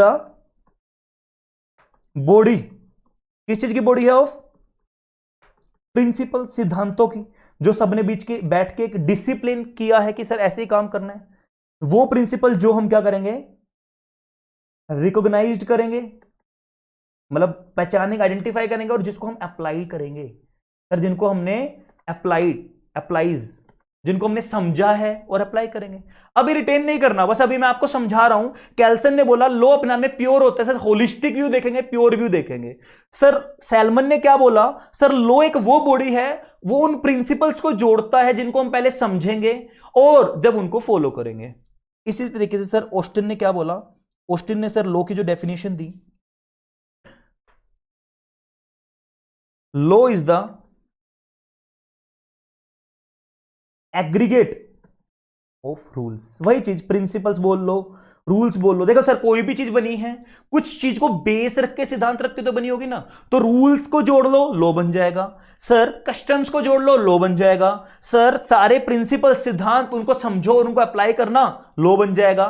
sir बस लॉ बनाना, सर ऐसे तो कहीं कुछ ना भी लिखा हो, हम फॉलो कर रहे हैं, वो भी तो फॉलो कर रही है एक सोसाइटी। नहीं सर, वहां डिसिप्लिन नहीं होता है। अगर लॉ क्रिएट करता है, लॉ मेनली क्या करता है? क्रिएट्स करता है rights and liabilities. In case अगर आप किसी का ब्रीच करते हो उस लॉ का, तो आप पे क्या अधिकार है और क्या आपके ऊपर पनिशमेंट ऑब्लिगेशन आने वाली। बात आ गई समझ सर लॉ के बारे में। तो लॉ एक वो रिटर्न फॉर्म में लिखा गया, आपका डेली यूज की, मर्रा की एक्टिविटीज है, आपको क्या करना चाहिए और क्या नहीं करना चाहिए, व्हाट इज गुड और व्हाट इज बैड, ये आपको कौन बताएगा? सर लॉ बताएगा। ज्यूरिस्प्रूडेंस के अंदर आप लोग पढ़ोगे। ठीक है जी, ठीक है सर। ये लॉ बनाने की पावर, सेकंड चैप्टर में अगर बोल दूं, लॉ बनाने की पावर आती कहां से है? आती कहां से है लॉ? एक आपने सुना होगा भारत का राजपत्र, या आपने एक टर्म सुनी होगी संविधान, भारत का संविधान। तो एक वर्ड सुना होगा, प्यार से बोलता हूं मैं, मेरा फेवरेट इस टॉपिक का, मैं बोल सकता हूं सब्जेक्ट का, constitution of India. Yes sir, constitution of India. Sir इसको हम बोलते हैं सर भारत का संविधान। सर कितने आर्टिकल्स हैं इसके अंदर? इसमें सेक्शंस नहीं होते सर, इसमें आर्टिकल्स हैं। इनिशियली सर इसके अंदर 395 आर्टिकल बने, देन उसके बाद 24 आर्टिकल्स इसमें से डिलीट हो गए sir. Then sir 94 article sir इसके अंदर एडिशन हुए हैं बाद में। कुछ जो पहले बने थे बाद में चेंज हुए, मतलब उनको मैं कंसीडर नहीं कर रहा हूं। तो ऑलमोस्ट 465 आर्टिकल सर इसके अंदर हमारे कॉन्स्टिट्यूशन में है। बट कॉन्स्टिट्यूशन ना 3 टायर्स ऑफ मशीनरी हमें बताती है सर। ये हमें पूरे सब्जेक्ट को आगे बढ़ाएगी ये चीज। ये 3 टायर्स ऑफ मशीनरी के बेस पे हमारा पूरा पेपर रहने वाला है, ध्यान से सुनना sir. First one is legislature, sir जो लॉ बनाता है। सर स्टेट लेवल पे state legislature, parliament, central level पे पार्लियामेंट। ठीक है sir. Executive body, sir law बना दिया, हु? Making law. इसकी रिस्पॉन्सिबिलिटी क्या है? मेकिंग लॉ, लॉ को बनाना। सर एग्जीक्यूटिव बॉडी की बॉडी एग्जीक्यूटिव बॉडी की रिस्पॉन्सिबिलिटी क्या है? उस लॉ को एग्जीक्यूट करना, उस लॉ को इंप्लीमेंट करना, सर फॉलो करवाना। सर लास्ट है जुडिशरी। अरे वाह सर, जज साहब, कोर्ट। तो सर इन केस अगर कोई भी डिस्प्यूट होता है तो इसको मैं एक वर्ड दूंगा प्यारा सा, आयरन आउट दी क्रीजेस। मतलब sir in case of dispute, आपका अगर कोई भी लॉ का ब्रीच करता है या कोई भी लड़ाइयां होती हैं तो उन डिस्प्यूट को कौन रिजोल्व करेगा? Sir judiciary. समझ में आ रहा है? सर ये हमारा कॉन्स्टिट्यूशन फिलहाल के लिए आप समझ जाओ। कुछ फंडामेंटल राइट्स भी कॉन्स्टिट्यूशन देता है सर, वो भी हम पढ़ने वाले हैं। कितने फंडामेंटल राइट्स हैं सर? आर्टिकल 12 स्टेट बताता है, आर्टिकल 14 राइट टू इक्वलिटी, सबको, किसी को भी हम on the basis of caste, race, religion, काला गोरा, नाम, जाति पाति, इनके भेदभाव पे करके हम किसी को अलग नजरों से नहीं देखेंगे। लॉ बोलता है, कॉन्स्टिट्यूशन बोलता है सर वो गलत है, राइट टू इक्वलिटी सबको है। ऐसे ही सर आर्टिकल 19 होता है एक, right to speech, freedom of speech. मैं कहीं खबड़ी खड़ा होकर मैं अपने बारे में बोल सकता हूं, तभी ये पॉलिटिशियंस बोल पाते हैं अपनी इंडिपेंडेंट बातें। न्यूज रिपोर्ट, मीडिया, क्या? तो इस तरीके से आप पढ़ोगे। सर यहीं से ही कॉन्सेप्ट ने और जन्म लिया। सर क्या सिर्फ लॉ बनाने की पावर लेजिस्लेचर के पास है? इतने खाली बैठे हैं सर, विधानसभा, विधान परिषद क्या इतने खाली बैठा है कि हर टाइम सर असेंबली क्या इतनी बार आती रहती है बार बार? सर इतना टाइम है उनके पास फालतू का बैठा हुआ? इनके सर अर्जेंट नेसेसिटी है तो सर ये पावर डेलीगेट भी हो सकती है। किसको डेलीगेट का मतलब? उसको असाइन कर सकते हैं सर, किसको? एग्जीक्यूटिव बॉडी को। किसको बोलते हैं सर? जो लॉ ये डेलीगेटेड लेजिस्लेशन के थ्रू बनाया जाएगा, डेलीगेटेड, वर्ड लिख लेना, डेलीगेटेड लेजिस्लेशन। इन लॉज को, जो लॉ डेलीगेटेड लेजिस्लेशन की वजह से बनाए जाएंगे, उन लॉज को बोलते हैं सर एडमिनिस्ट्रेटिव लॉज। सर ये भी आपका अलग से एक चैप्टर आएगा। क्या बोलते हैं सर? जो law due to delegated legislation बनाया जाएगा, that is called the administrative law. और भी बहुत चीज है फिलहाल समझाने के लिए। सर 3 चैप्टर हो गए। पहला चैप्टर ज्यूरिस्प्रूडेंस यानी सोर्सेज ऑफ लॉ, दूसरा चैप्टर कॉन्स्टिट्यूशन ऑफ इंडिया, तीसरा चैप्टर, ऑल्दो तीसरा चैप्टर कुछ और है बट मैं आपको बता रहा हूं, एडमिनिस्ट्रेटिव लॉ। सर लॉ को पढ़ने के, जैसे ABCD आपने पढ़े, साइंस में भी आपने केमिस्ट्री पढ़ी, उसके फॉर्मूलाज हैं, तो लॉ के भी अपने फॉर्मूलाज हैं। लॉ के भी अपने फॉर्मूलाज हैं। जैसे सर एग्जांपल मैं आपको बोलूं, प्लांट। सर प्लांट का मतलब 2 बातें होंगी। सर प्लांट का मतलब एंड ट्रीज, पेड़ पौधे। प्लांट का मतलब एंड मशीनरी। सर सारी इंटरप्रिटेशन ही चेंज कर दी सर, मजा आ गया सर। सर कोमे पे भी इंटरप्रिटेशन पूरी चेंज हो जाएगी। एक और को हम एंड भी पढ़ेंगे और को हम और भी पढ़ेंगे। मे को सर, मे का मतलब क्या होगा? मे क्या कर सकता हूं? मे का मतलब सर कुछ और होगा, या कर सकते हो और नहीं भी कर सकते। बहुत सारी इंटरप्रिटेशन होंगी। कोमा पे सर मजा आएगा, मजा आने वाला है। तो प्लांट एंड मशीनरी या प्लांट एंड ट्रीज। सर ये रूल, कौन सा रूल उसको बोलता है? सर प्राइमरी रूल बोलता है, रूल ऑफ एस।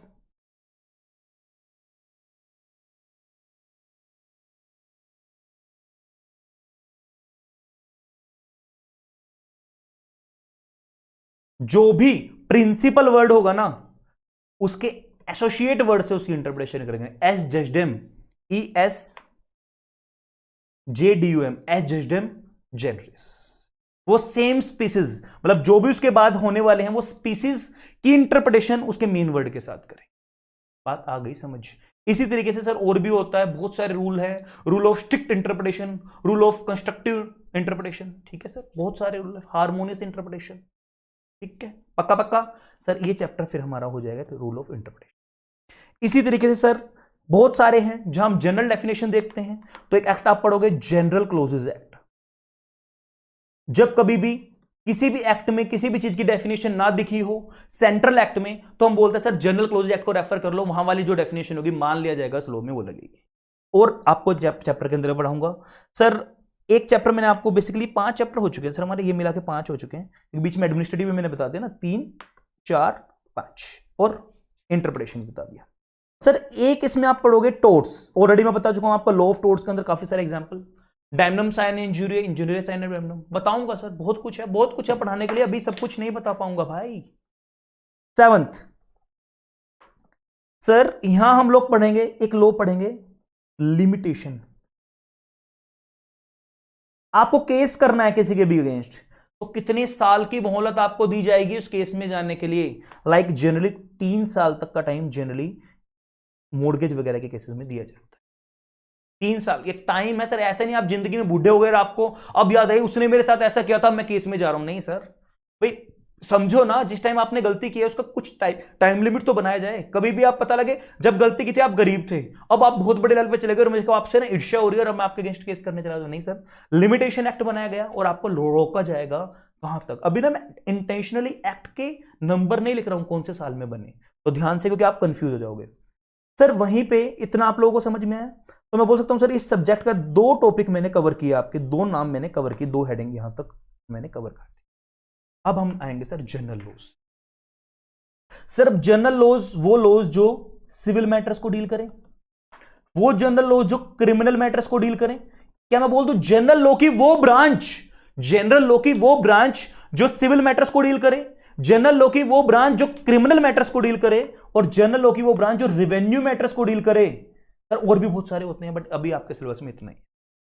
तो सर जो सिविल मैटर्स को डील करेगी वो भी सारे पढ़ेंगे, जैसे सर सीपीसी, जैसे सर हिंदू, वो ऑल्दो अपने सिलेबस में नहीं है, मैरिज एक्ट, जैसे sir specific relief act, SR act लिख रहा हूं फिलहाल के लिए, झेंगे नहीं, स्पेसिफिक रिलीज एक्ट सर पढ़ोगे आप सेकंड ग्रुप के अंदर पढ़ोगे पेपर। हिंदू मैरिज एक्ट आप यहां नहीं पढ़ोगे, एलएलबी के अंदर पढ़ोगे। सिविल प्रोसीजर कोड, जैसे सर लॉ ऑफ टोर्ट्स, तो लॉ की वो ब्रांच जनरल लॉज की जो सिविल मैटर्स। अच्छा सर सिविल में भी कौन से? सिविल भी सारे लॉ सर, एक तो है एक सिविल भी जनरल लॉ जो सब किसी भी लॉ में कुछ भी ना लिखा हो, तो sir mother of all civil law is civil procedure code. अगर उस सिविल लॉ के लिए स्पेसिफिक बना देते, जैसे इंडियन कॉन्ट्रैक्ट एक्ट बना दिया, सेल ऑफ गुड्स एक्ट बना दिया, ट्रांसफर ऑफ प्रॉपर्टी एक्ट बना दिया, तो उस पर्टिकुलर सिविल लॉ के लिए अगर हमने अलग से लॉ ड्राफ्ट कर दिया तो वो उनमें चला जाएगा, उनमें चला जाएगा सर सब में। बट अगर कुछ भी नहीं बताया तो जर्नल है, जो चीज अभी डिसाइड ही नहीं की गई थी वो जर्नल है, तो कहां आएगा? सिविल प्रोसीजर कोड 1908 के अंदर। अका पक्का समझ में है? सर क्रिमिनल के लिए मेनली सर हमारे सिलेबस में 2 तरीके के लॉ बताए गए हैं, Indian penal code IPC, Indian penal code, और सर सीआरपीसी। एक बताता है आपकी पेनल्टी पनिशमेंट कितनी है, सजा कितनी है, राइट्स एंड लायबिलिटीज क्या है। एक बताता है उन राइट्स एंड लायबिलिटीज को कैसे हमें क्या करना है सर, इंप्लीमेंट करना है, कैसे उनको अचीव करना है। सर इसी तरीके से रेवेन्यू के हमारे में बेसिकली 2 ही हैं। आप इंडियन स्टैंप एक्ट देखने वाले हो, जो हम बोलते हैं ना स्टैंप ड्यूटी पे कर दो, ड्यूटी स्टैंप ड्यूटी पे करनी पड़ेगी, प्रॉपर्टी ट्रांसफर कर रहे हैं, बेच रहे हैं, खरीद रहे हैं, स्टैंप ड्यूटी पे करनी है, स्टेट टू स्टेट वेरी करेगी सर। दिल्ली में सर 6% पे करनी पड़ेगी, वीमेन को 4% पे करनी पड़ेगी।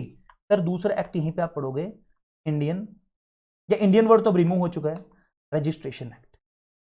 क्या वर्ड सर? रजिस्ट्रेशन। सर दिख नहीं रहा है, कोई बात नहीं, कोई बात नहीं बच्चों, ऊपर वाला लिखा है इंडियन स्टैंप एक्ट, नीचे वाला लिखा है, मैं ना लास्ट में लिख देता हूं, 1 मिनट इधर ध्यान दो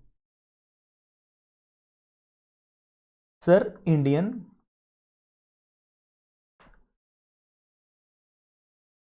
स्टैंप एक्ट 1800। हाँ सही देख रहे हो सर, ये उसी टाइम के बने हुए लॉ हैं और इनके अंदर ना अमेंडमेंट बहुत कम आती है जनरल लॉज में। सबसे बेस्ट पार्ट यही है इसका, और मैं बोल सकता हूं सर गलत पार्ट भी, क्योंकि पुराने हैं, चेंज होना चाहिए रजिस्ट्रेशन एक्ट, पर इतना टाइम नहीं है किसी के पास। 1908, यस सर सही देख रहे हो, इतने पुराने लॉज हैं। तो सर एक ब्लूप्रिंट, एक पिक्चर क्लियर हो गई आपको। CrPC, CPC, Indian penal code हमारे सिलेबस में है सर। 2 और चुटकू एक्ट हैं। अब आपने कोई भी गलती कर दी तो एक चीज लगाई जाएगी आरटीआई। सर इसके बारे में आज हम पढ़ेंगे थोड़ा सा, 10-15 मिनट का ब्रशअप इसके बारे में भी लेंगे। रजिस्ट्रेशन एक्ट का मतलब क्या है, स्टार्ट ही अपना सिलेबस इससे करेंगे। बहुत अच्छा एक्ट है, 5 से 7 नंबर का आपको एग्जाम में देखने के लिए मिल जाएगा। आरटीआई सबने सुना होगा सर, राइट टू इंफॉर्मेशन। सब बच्चों को अधिकार है, आपके पास भी अधिकार है, बताऊंगा कैसे। Right to information act sir कब बना था? ये मनमोहन सिंह जी के टाइम पे 2005 में एक्ट बना था। सर आपको कोई भी आपको अपनी सर्टिफाइड कॉपी निकलवानी, आप सेटिस्फाई नहीं हो तो आप बीइंग आईसीएसई स्टूडेंट सर आप अपने आरटीआई लगा के 10 रुपए में आप अपनी कॉपी निकाल सकते हो। आईसीएसई ने पेपर गलत चेक किया है, ठीक चेक किया, आप आरटीआई लगा के निकलवा सकते हो। तो कोई भी पब्लिक डॉक्यूमेंट आप पब्लिक वेबसाइट पे जाके किसी का भी काला चिट्ठा आप आरटीआई लगा के निकलवा सकते हो। पीएम केयर फंड, मैं कुछ नहीं बोलूंगा इस मैटर के ऊपर ज्यादा, बहुत सारे पॉजिटिव नेगेटिव लोग बैठे होंगे, हर पॉइंट को लेके डिबेटेबल टॉपिक है, नहीं बोलूंगा। Sir information technology act,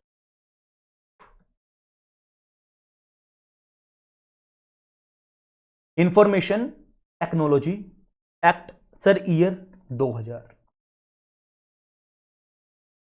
sir क्या मैं ईमेल करता हूं तो क्या उसको भी कॉन्ट्रैक्ट मान लेंगे? इंडियन कॉन्ट्रैक्ट एक्ट पढ़ा है, बिल्कुल मान लेंगे सर। जब ये आप एक्ट पढ़ोगे तो इसका सेक्शन 11A बोलता है सर, सेक्शन 11A बोलता है, बिल्कुल मान लेंगे। एक एक्ट और पढ़ोगे सर यहीं पे आप, वो सिविल भी होता है, वो क्रिमिनल भी होता है, जो मैंने आपको ये पढ़ा है ना, वेट फॉर अ व्हाइल। देखो एक एक्ट है जो सिविल भी है और वो क्रिमिनल भी है, इधर ध्यान दो। उस एक्ट का नाम है सारे सबूत और गवाह, इंडियन एविडेंस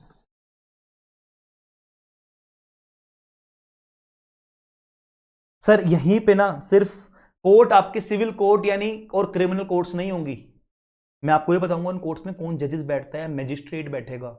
क्यों जज बोलते हैं, क्यों मैजिस्ट्रेट बोलते हैं? किसकी पावर ज्यादा है, मैजिस्ट्रेट की पावर ज्यादा है, जज की पावर ज्यादा है? सर जो एसडीएम हम बोलते हैं अपने एरिया का, क्या वो भी मैजिस्ट्रेट है? सब डिस्ट्रिक्ट मैजिस्ट्रेट, वो भी मैजिस्ट्रेट है। सर एक आप पढ़ोगे स्पेशल कोर्ट एंड ट्रिब्यूनल्स, देखने वाले यहां पढ़ोगे आप एनसीएलटी या powers of high court, powers of supreme court. Done sir, ये आपका एक सिलेबस का एक ओवरव्यू था। ऑलमोस्ट सर 1 आवर में मैंने आपको पूरे सिलेबस का ओवरव्यू दे दिया। उम्मीद है सर 17 के 17 चैप्टर मैंने कवर कर दिए, आपको पूरे सिलेबस का एक ब्लूप्रिंट दे दिया सर कैसे आपको आगे बढ़ना है। सर बिल्कुल अच्छा लग रहा है, हर एक टॉपिक ना आपकी प्रैक्टिकल लाइफ से, आपकी जर्नल लाइफ से, बचपन से सुनते आए हो हर टॉपिक को। सर कैसे सुनते हैं? रिलेट करूंगा सर, रिलेट करूंगा बच्चों, हर टॉपिक को रिलेट करूंगा आपकी प्रैक्टिकल लाइफ से, और अपनी प्रैक्टिकल लाइफ के एग्जांपल्स भी दूंगा। क्लाइंट के साथ क्या हुआ, क्या किया क्लाइंट ने, वो सब कुछ डिस्कस करेंगे क्लास में, मजे करेंगे। Let's learn with fun.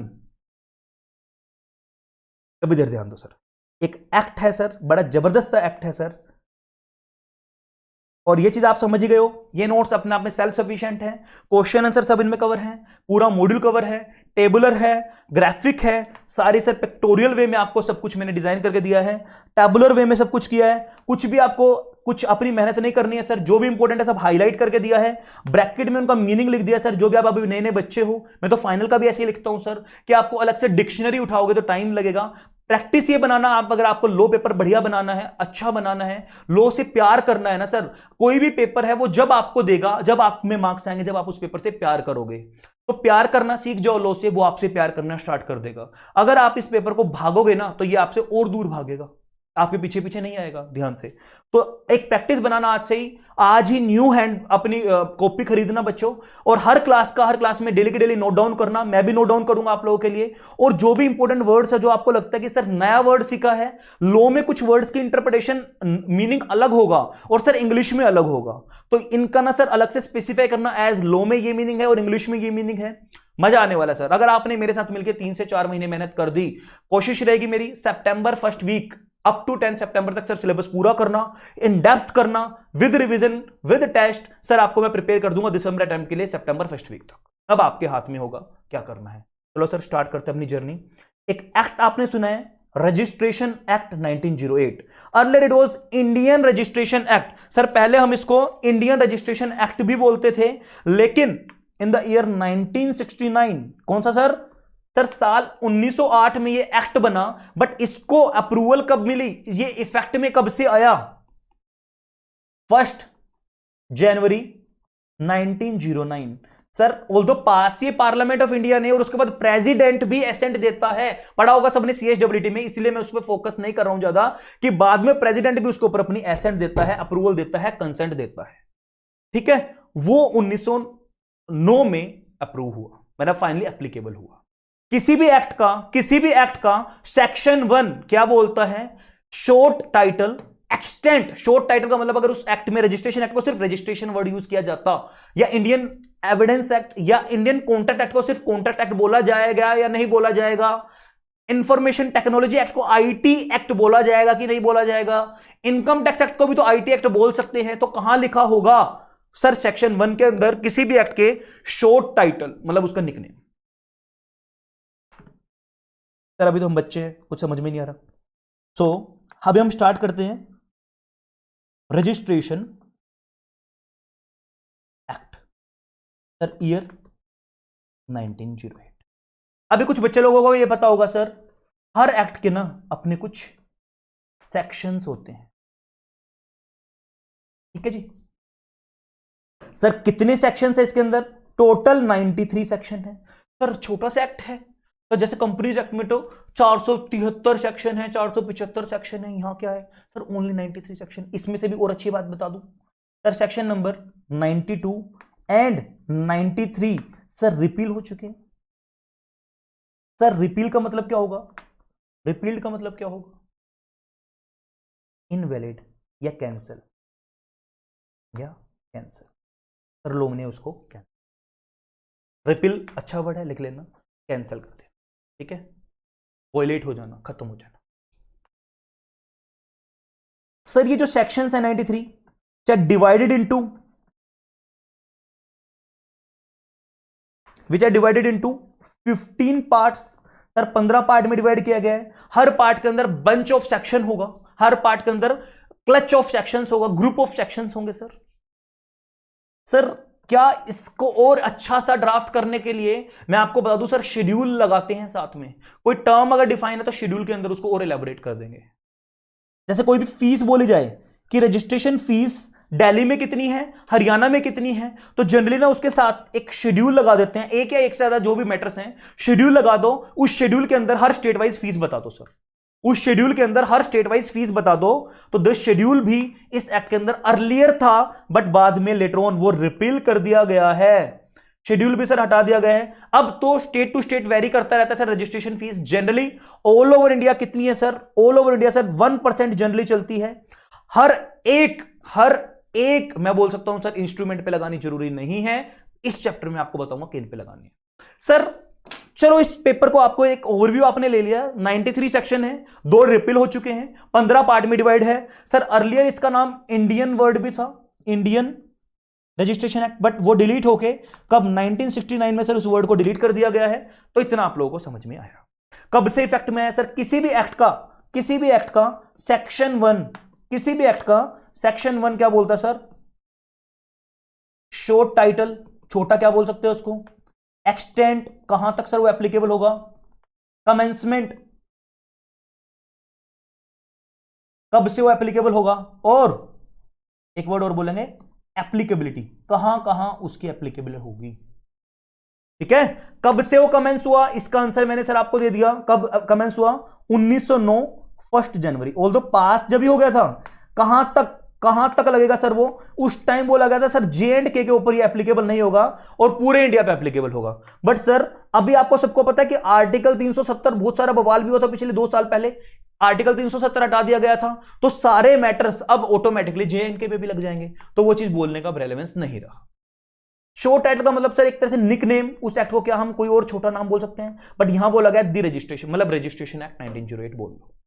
Applicability sir कब से, कोई सेक्शन ऐसा हो जो हो सकता है बाद में अप्लाई हो, जैसे कंपनी लॉ में हुआ था, तो इस चीज के बारे में बताओ। हर एक्ट का सेक्शन 1 हमें समझाता है वो एक्ट है क्या, कहां कहां वो एक्ट लगाया। नहीं मान लो जैसे मैं कंपनीज एक्ट की बात करूं, एक एग्जांपल लूंगा, तो सर कंपनीज एक्ट है ना, किन पे नहीं लगता? कोई बैंकिंग कंपनीज हैं, इंश्योरेंस कंपनीज हैं, उनके ऊपर बेसिकली एनबीएफसीज हैं, उनके ऊपर नहीं लगता।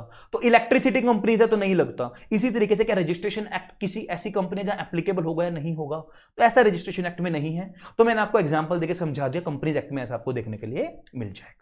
ठीक है जी, तो ये ऑलमोस्ट सब पे लगेगा, ऑल डॉक्यूमेंट्स। बट वो ऑल कौन से हैं इसमें पढ़े पक्का सर। किसी भी एक्ट का सर सेक्शन 2, जनरली सेक्शन 2 हमारा डेफिनेशन सेक्शन होता है, जो बताता है कुछ टर्म्स जो इस एक्ट में यूज की जाएंगी, उस एक्ट के अंदर उन टर्म्स का मतलब क्या होगा एलैबोरेट करेंगे। सर अगर कोई एक्ट, ये सेंट्रल एक्ट है, पहली बात तो मैं बता दूं पूरे भारत का एक एक्ट है, हर स्टेट के भी अपने हो सकता है, बट ये पूरे भारत का एक है। इसको लेवी कौन करता है, ये फीस लगाता कौन है सर, स्टेट गवर्नमेंट लगाती है और कलेक्ट भी स्टेट गवर्नमेंट करती है, तब ये वेरी करती है स्टूडेंट। इतना बात समझ में आ रही है सर? जैसे हर एक्ट, आपने ना एक बच्चों वाली चीज बता दूं, सेल ऑफ गुड्स एक्ट पढ़ा होगा, इंडियन कॉन्ट्रैक्ट एक्ट पढ़ा होगा, सेक्शन 2 क्लोज एच पढ़ा होगा हर बच्चे ने, सेक्शन 2 क्लोज डी पढ़ा होगा। एक वर्ड सुनोगा, कंसीडरेशन। अरे sir sale of goods act पढ़ा होगा, सेक्शन 2 क्लोज 7। कुछ बच्चा तो नालायक इसको बोलता है 2(7), कुछ टीचर भी इसको बोलते हैं सर 2 सबसेक्शन 7। नालायक हो, जब इंटरप्रिटेशन ऑफ स्टैट्यूट्स आएगा, जब मैं आपको एक बात बताऊंगा, कभी भी डेफिनेशन सेक्शन, अच्छा कुछ टीचर्स ने ना बता दिया सर सेक्शन 2 में ना सेक्शन के बाद क्लोज आता है, सब सेक्शन नहीं आता। अरे नालायक, सेक्शन 2 नहीं, कोई भी सेक्शन, वो डेफिनेशन सेक्शन हुआ। जैसे जनरल क्लोजेस एक्ट 1897 जब मैं आपको पढ़ाऊंगा तो वहां सेक्शन 2 तो रिपील हो चुका है, सेक्शन 3 में सारी डेफिनेशन बताई गई है। जैसे इनकम टैक्स एक्ट आप पढ़ोगे, वहां सेक्शन 10 के अंदर भी एग्रीकल्चर इनकम की डेफिनेशन बताई गई, 10 सबसेक्शन 1। उसी तरीके से किसी भी एक्ट का कोई भी सेक्शन जो डेफिनेशन बताएगा, सेक्शन 2 जनरली बताता है, ये मैं बोल सकता हूं, बट और भी सेक्शंस बताते हैं। कोई भी एक्ट का जो भी डेफिनेशन बताएगा सेक्शन, उस सेक्शन में डेफिनेशन के बाद कभी भी सब सेक्शन नहीं आता। सेक्शन डेफिनेशन सेक्शन में क्या आएगा सर, क्लोज।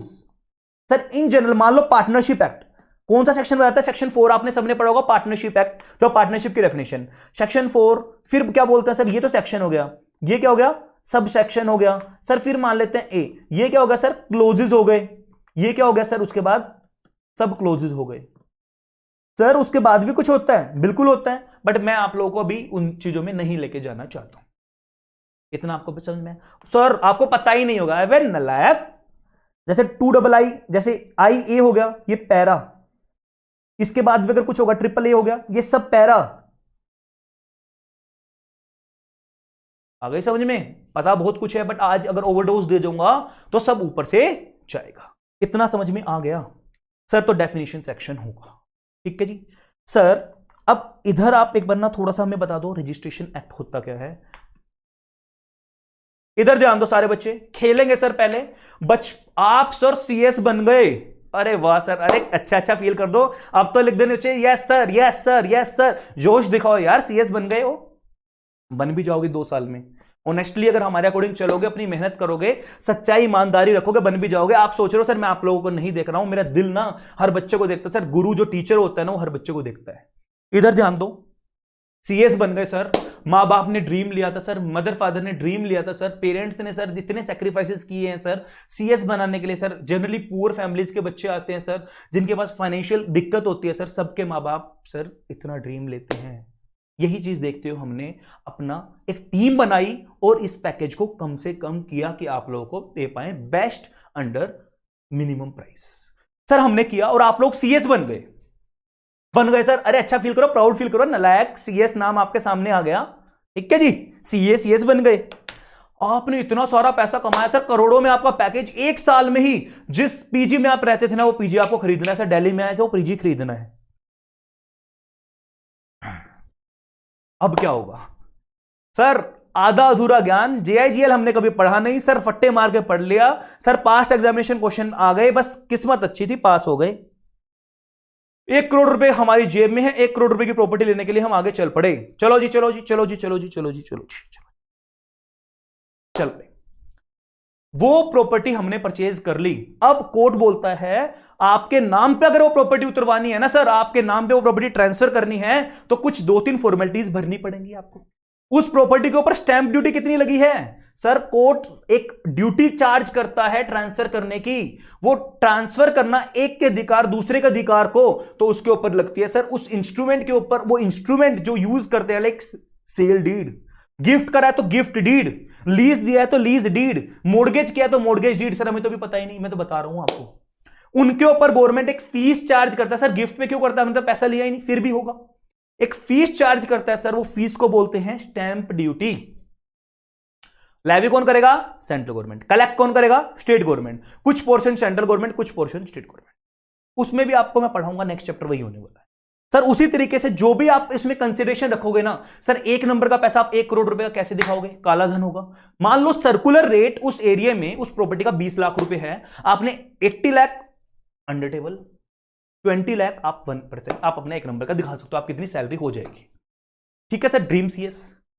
अब आपने 20 लाख रुपए का, अब उसका आपको मैं मानता हूं सर, उसका जनरली मान के चलो दिल्ली में जैसे 6% उसके ऊपर स्टैंप ड्यूटी पे करनी पड़ेगी।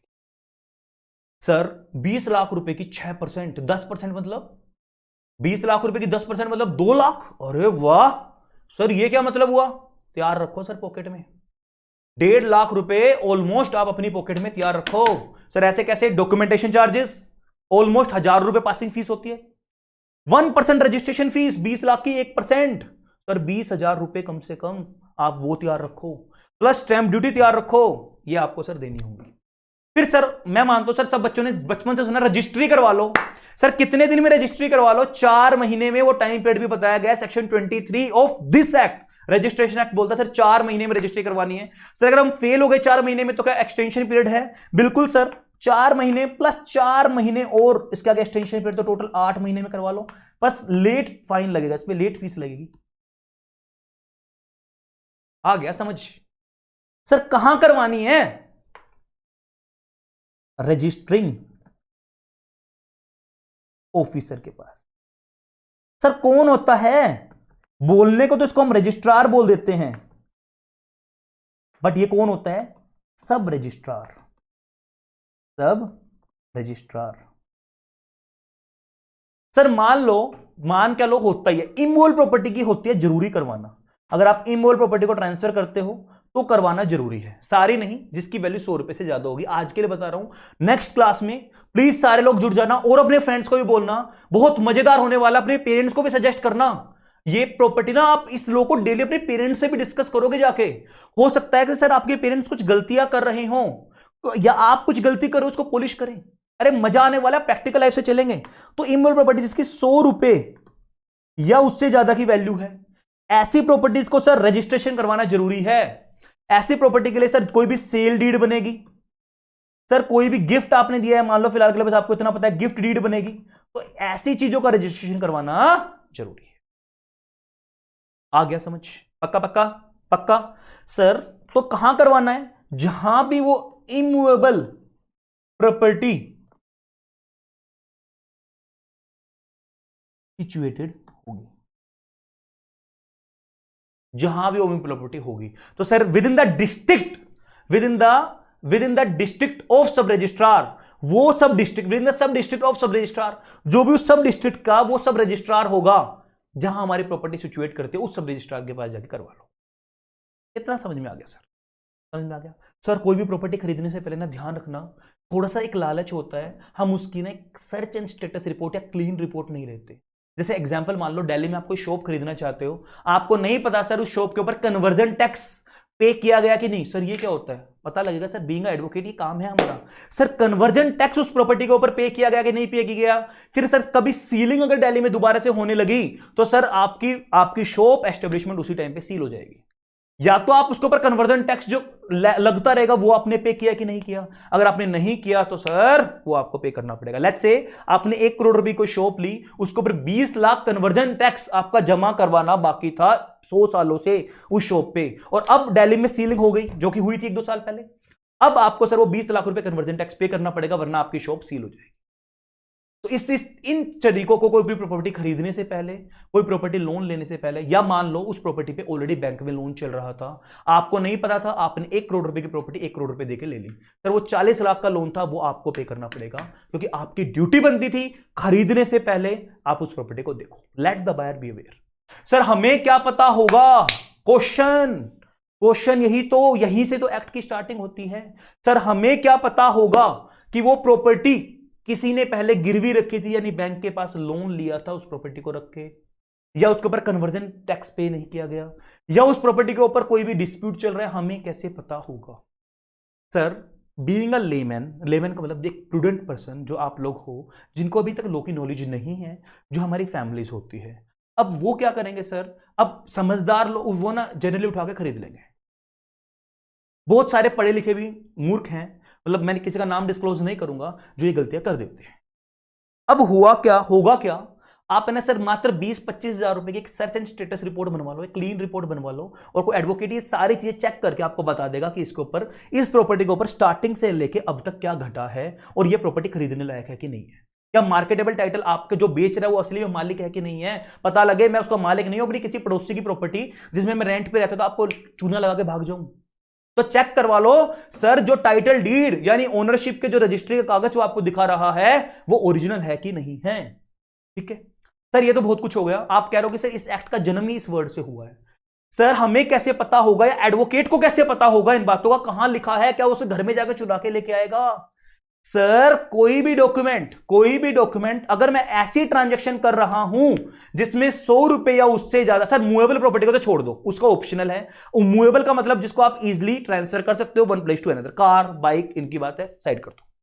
स्टैंडिंग टिम्बर क्रॉप, ऐसी प्रॉपर्टी जिसको आप इजीली ट्रांसफर नहीं कर सकते हो, इमूवेबल प्रॉपर्टी की बात चल रही है। सर अगर उस प्रॉपर्टी को अगर आप ट्रांसफर करते हो और उसकी वैल्यू फिलहाल के लिए मान लो 100 रुपए या उससे ज्यादा है, गिफ्ट कर रहे हो तो 1 रुपए का भी अगर आप कर रहे हो इमूवेबल प्रॉपर्टी तो वो भी काउंट हो जाएगा। बट अगर आप इमूवेबल प्रॉपर्टी कर रहे हो अदर देन गिफ्ट और उसकी वैल्यू 100 रुपए या उससे ज्यादा है, अगर आपने ट्रांसफर किया, आपने गिफ्ट दिया, आपने उसका अपना राइट छोड़ा, कुछ भी किया, आपको सर उस प्रॉपर्टी का कैसे करोगे, पहली बात एक डॉक्यूमेंट बनेगा जो आपके राइट्स को डिसाइड करेगा, उस डॉक्यूमेंट को बोल देते हैं सर इंस्ट्रूमेंट। आज की क्लास में अगर टाइम लगा तो आज, वरना नेक्स्ट क्लास में हम डिसाइड करेंगे सर डॉक्यूमेंट में और इंस्ट्रूमेंट में भी डिफरेंस होता है। डॉक्यूमेंट तो बस वो चीज जो बस इंफॉर्मेशन बताए, बट इंस्ट्रूमेंट का मतलब वो चीज जो राइट्स और लायबिलिटीज को क्रिएट करे। सर मैं अगर सेल डीड बना दूं, सर सेल का एग्रीमेंट बना दूं, क्या वो राइट्स और लायबिलिटीज को बताता है? बिल्कुल सर। उस एग्रीमेंट को, उस डीड को सर हमें रजिस्टर करवाना, अभी के लिए मैं आपको बस ये बता रहा हूं, डीड और एग्रीमेंट सेम है बट सेम नहीं होते। फाइनल में मैं आपको बताऊंगा सर बहुत डिफरेंस है। सर उस डॉक्यूमेंट के ऊपर सर हमें स्टैंप ड्यूटी या रजिस्ट्रेशन फीस पे करनी जरूरी है। स्टैंप ड्यूटी तो हर इंस्ट्रूमेंट के ऊपर पे करनी है सर, हर इंस्ट्रूमेंट जो भी आपके राइट्स लायबिलिटीज को बताता है उन हर इंस्ट्रूमेंट के ऊपर स्टैंप ड्यूटी पे करनी है। Stamp duty sir government of India के पास जाती है। ठीक है जी। अब वही बात आती है सर, रजिस्ट्रेशन फीस 100 रुपए उससे ज्यादा की वैल्यू वाले इमूवेबल प्रॉपर्टी के डॉक्यूमेंट इंस्ट्रूमेंट के ऊपर पे करना है। इतना समझ में आ गया? सर अगर आपने मात्र वो पे कर दी तो कुछ चीजों का बस ध्यान रखना। सर रजिस्ट्रेशन का ऑब्जेक्टिव एक तरह से क्या होगा, सर जिन डॉक्यूमेंट्स पे आपने जिस इमूवेबल प्रॉपर्टी को, मान लो ये पर्सन हूं आप, अगर मैं सेल करता हूं तो क्या इंस्ट्रूमेंट बनेगा sir? Sale deed. Although sale agreement भी बनता है, उसके बाद सेल डीड बनती है। आपने ट्रांसफर किया सर किसी थर्ड पार्टी को, समझ रहे हो? तो इस सेल डीड को अगर इसकी वैल्यू 100 रुपए या उससे ज्यादा है, सर हम कैसे बनाएंगे? एक इंस्ट्रूमेंट सेल डीड। इसको हम क्या बोल देंगे सर? एक इंस्ट्रूमेंट है। इंस्ट्रूमेंट का मतलब वो नहीं जिसको हम बजाते हैं, पियानो गिटार, और नहीं, वही मैं बोल रहा था लो में जनरल मीनिंग से अलग चलता है। सर इंस्ट्रूमेंट है सर, ये कहां पढ़ेंगे? यहीं पढ़ेंगे सर, बिल्कुल प्यार से पढ़ेंगे। इसका तो ऐसा चार्ट बनाया है, ये देखो सर।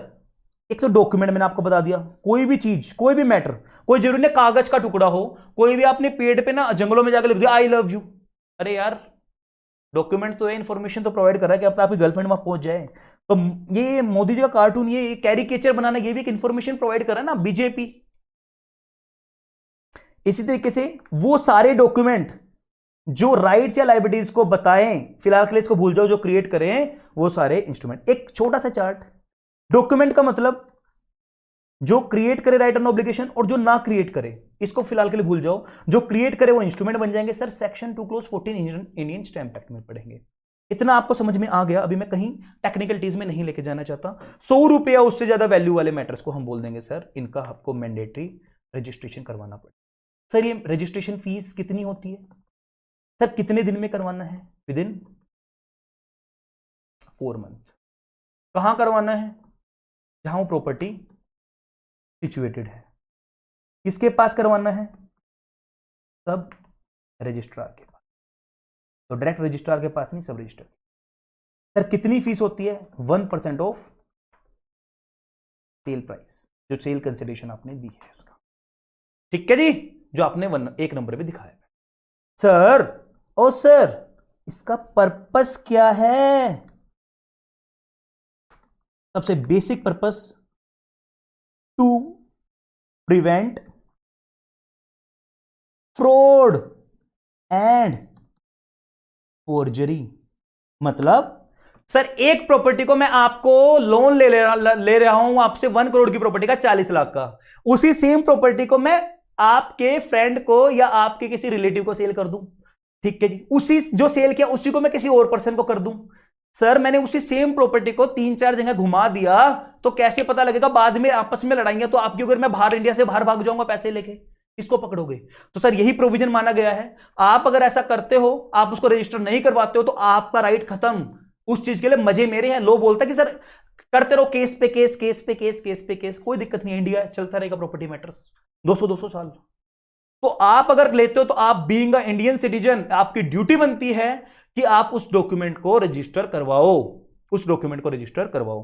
तो सर जैसे ये डॉक्यूमेंट रजिस्टर हो गया, पहली बात तो फ्रॉड से बचोगे, कोई भी उस प्रॉपर्टी का फोर्जरी नहीं कर पाएगा, चूना नहीं लगा पाएगा, एग्जैक्ट लैंग्वेज में बोलूं तो।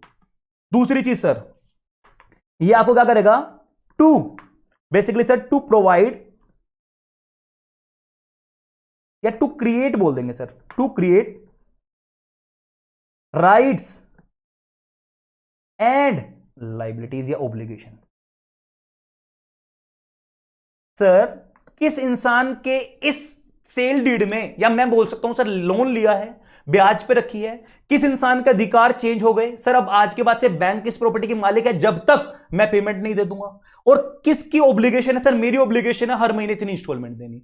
तो सारे राइट्स, सारे अधिकार और सारी ऑब्लिगेशंस, सारी आपकी रिस्पॉन्सिबिलिटीज को बताता है ये इंस्ट्रूमेंट, ठीक है जी। तीसरी चीज, टू प्रोवाइड इंफॉर्मेशन या नोटिस। एक नोटिस का काम करता है किसको? To world at large. क्या इंफॉर्मेशन सर? कि सर ये प्रॉपर्टी आज के बाद से इस इंस्ट्रूमेंट नंबर, इस ट्रांजैक्शन नंबर के बाद से जिसके ऊपर ये रजिस्ट्रेशन फीस दी गई है, इस प्रॉपर्टी का मालिक कौन है? ये मिस्टर बी है। ए नहीं है, अब मिस्टर बी है या मिस्टर वी है या मिस्टर डी है, जो भी है आज के बाद से। तो इट इज इंप्लाइड, ये मान लिया जाएगा कि notice to the public at large है। जैसे आपने रजिस्ट्री करवा ली, रजिस्ट्री करवाने का मतलब सर इंफॉर्मेशन दे रहे हैं, चीख चीख के दे रहे हैं, पूरी दुनिया में ये चीज आज के बाद पता हो जानी चाहिए। आप अगर खरीद रहे हो तो आपकी ड्यूटी बनती है पहले कोर्ट में जाके, पहले रजिस्टरिंग ऑफिसर के पास जाके इसको चेक करना क्या इस प्रॉपर्टी के ऊपर पहले से कुछ है कि नहीं है। मैंने तो सर अपने डॉक्यूमेंट की रजिस्ट्री करवा दी थी, उसके बाद अगर मैं आपको बेचता हूं तो आपकी ड्यूटी बनती थी चेक करवा के आना। चूना लगाया तो आपकी गलती की वजह से लगाया। तो now it is the notice, मान लिया जाएगा सर नोटिस है to the world at large. Sir ऐसे ही ना आप कंपनी लॉ जब आएगा तो एक टर्म सुनोगे, कंस्ट्रक्टिव नोटिस, डॉक्ट्राइन बोलते हैं उसको, doctrine of constructive notice. Sir मान लिया जाएगा एक बार कंपनी का मेमोरेंडम ऑफ एसोसिएशन, सुना होगा वर्ड, एमओए, एओए, अगर कंपनी ने एक बार बनाते टाइम पे उसको आरओसी के पास, उसके ऊपर एमसी के पास उसके ऊपर फीस पे कर दी, now it become the public document, ठीक है। अभी चलो इसी एग्जांपल में आगे बढ़ा रहा हूं। सर हम क्या करते हैं?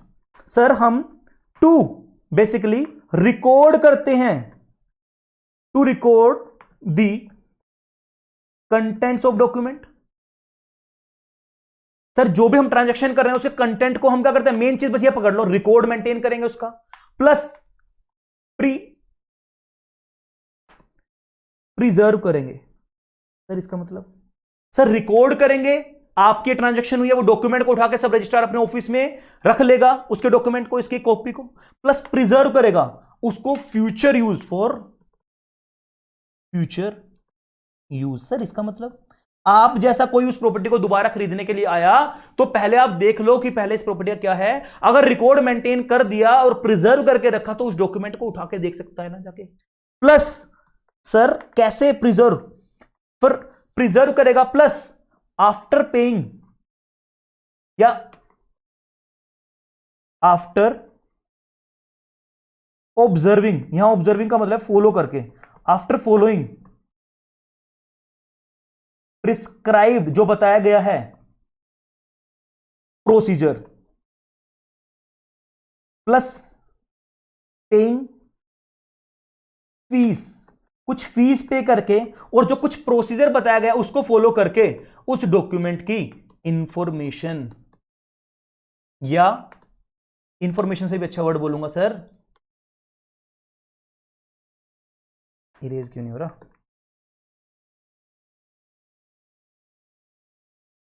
सर, इसका ट्रू सर्टिफाइड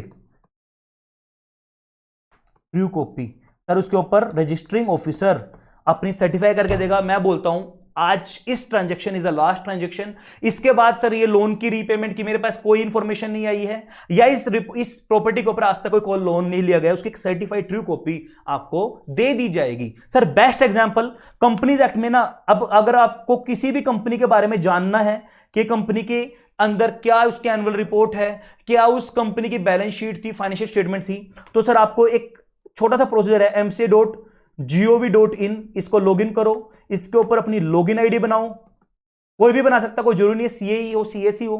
देन सर एक सर्विस पोर्टल पे जाओ, उसमें सर्विस सेगमेंट है, देन सर वहां एक आएगा इंस्पेक्शन ऑफ पब्लिक या फिर पब्लिक इंस्पेक्शन करके, और सर किसी भी कंपनी का सर्टिफिकेट, बेसिकली बोल सकता हूं आइडेंटिफिकेशन नंबर, सिन नंबर बोलते हैं सर ये 17 डिजिट का, इस नंबर को आप किसी भी कंपनी, रिलायंस का भी चाहो तो वो भी हो सकता है, आप लो और आपको कुछ पीरियड के लिए, यानी जैसे मान के चलो 3 आवर्स, और सर कुछ फीस पे करनी पड़ेगी, जैसे 100 रुपीज फीस पे करनी पड़ती है कंपनी केस में, 50 रुपीज एलएलपी केस में, 3 घंटे तक के लिए और 7 दिन तक के लिए वैलिड रहेगा। 7 दिन में आप 3 घंटे तक कभी भी इसको एक्सेस कर सकते हो, 100 रुपए आपको पे करना होगा। सर एक प्रोसीजर फॉलो किया, prescribed procedure, after paying fees आप उस डॉक्यूमेंट की प्रिंट भी निकाल सकते हो, पीडीएफ आपके पास आ जाएंगी, तो सर्टिफाइड ट्रू कॉपी आपके पास आ जाएगी।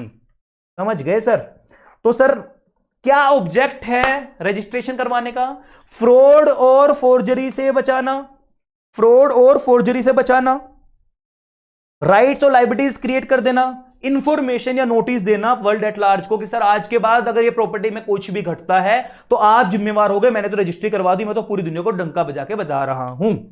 सर रिकॉर्ड मेंटेन करना, उन रिकॉर्ड को प्रिजर्व करना, सर फ्यूचर में कोई भी चाहे तो आफ्टर फॉलोइंग प्रिस्क्राइब्ड प्रोसीजर और after paying the nominal fees आप उस डॉक्यूमेंट को निकाल सकते हो और उसको यूज कर सकते हो। बस एक लास्ट बात, एक लास्ट चीज ऑफ द डे, सर मैं बोल सकता हूं आपको, डॉक्यूमेंट का रजिस्ट्रेशन होता है, ट्रांजैक्शन का रजिस्ट्रेशन नहीं होता sir. Registration is of a document and not a transaction. तो सर ये मैं आपको डिस्क्रिप्शन में डाल दूंगा, ये नोटिस एट लार्ज है, रजिस्टर्ड डॉक्यूमेंट पब्लिक डॉक्यूमेंट बन जाता है, नेसेसरी फी पे करके प्रिस्क्राइब्ड प्रोसीजर को फॉलो करके सर्टिफाइड ट्रू कॉपी आप ले सकते हो। सर ऐसा सोच रहे हो कि मैं नहीं पढ़ाऊंगा, नेक्स्ट क्लास में मैं डेफिनेटली पढ़ाऊंगा, थोड़ी सी क्लास की लेंथ ज्यादा बढ़ रही है सर, इतना खो जाता हूं ना, ये तो सर चलने वाला 2-2 घंटे 2.5 घंटे चलेगा और आप खो जाओगे।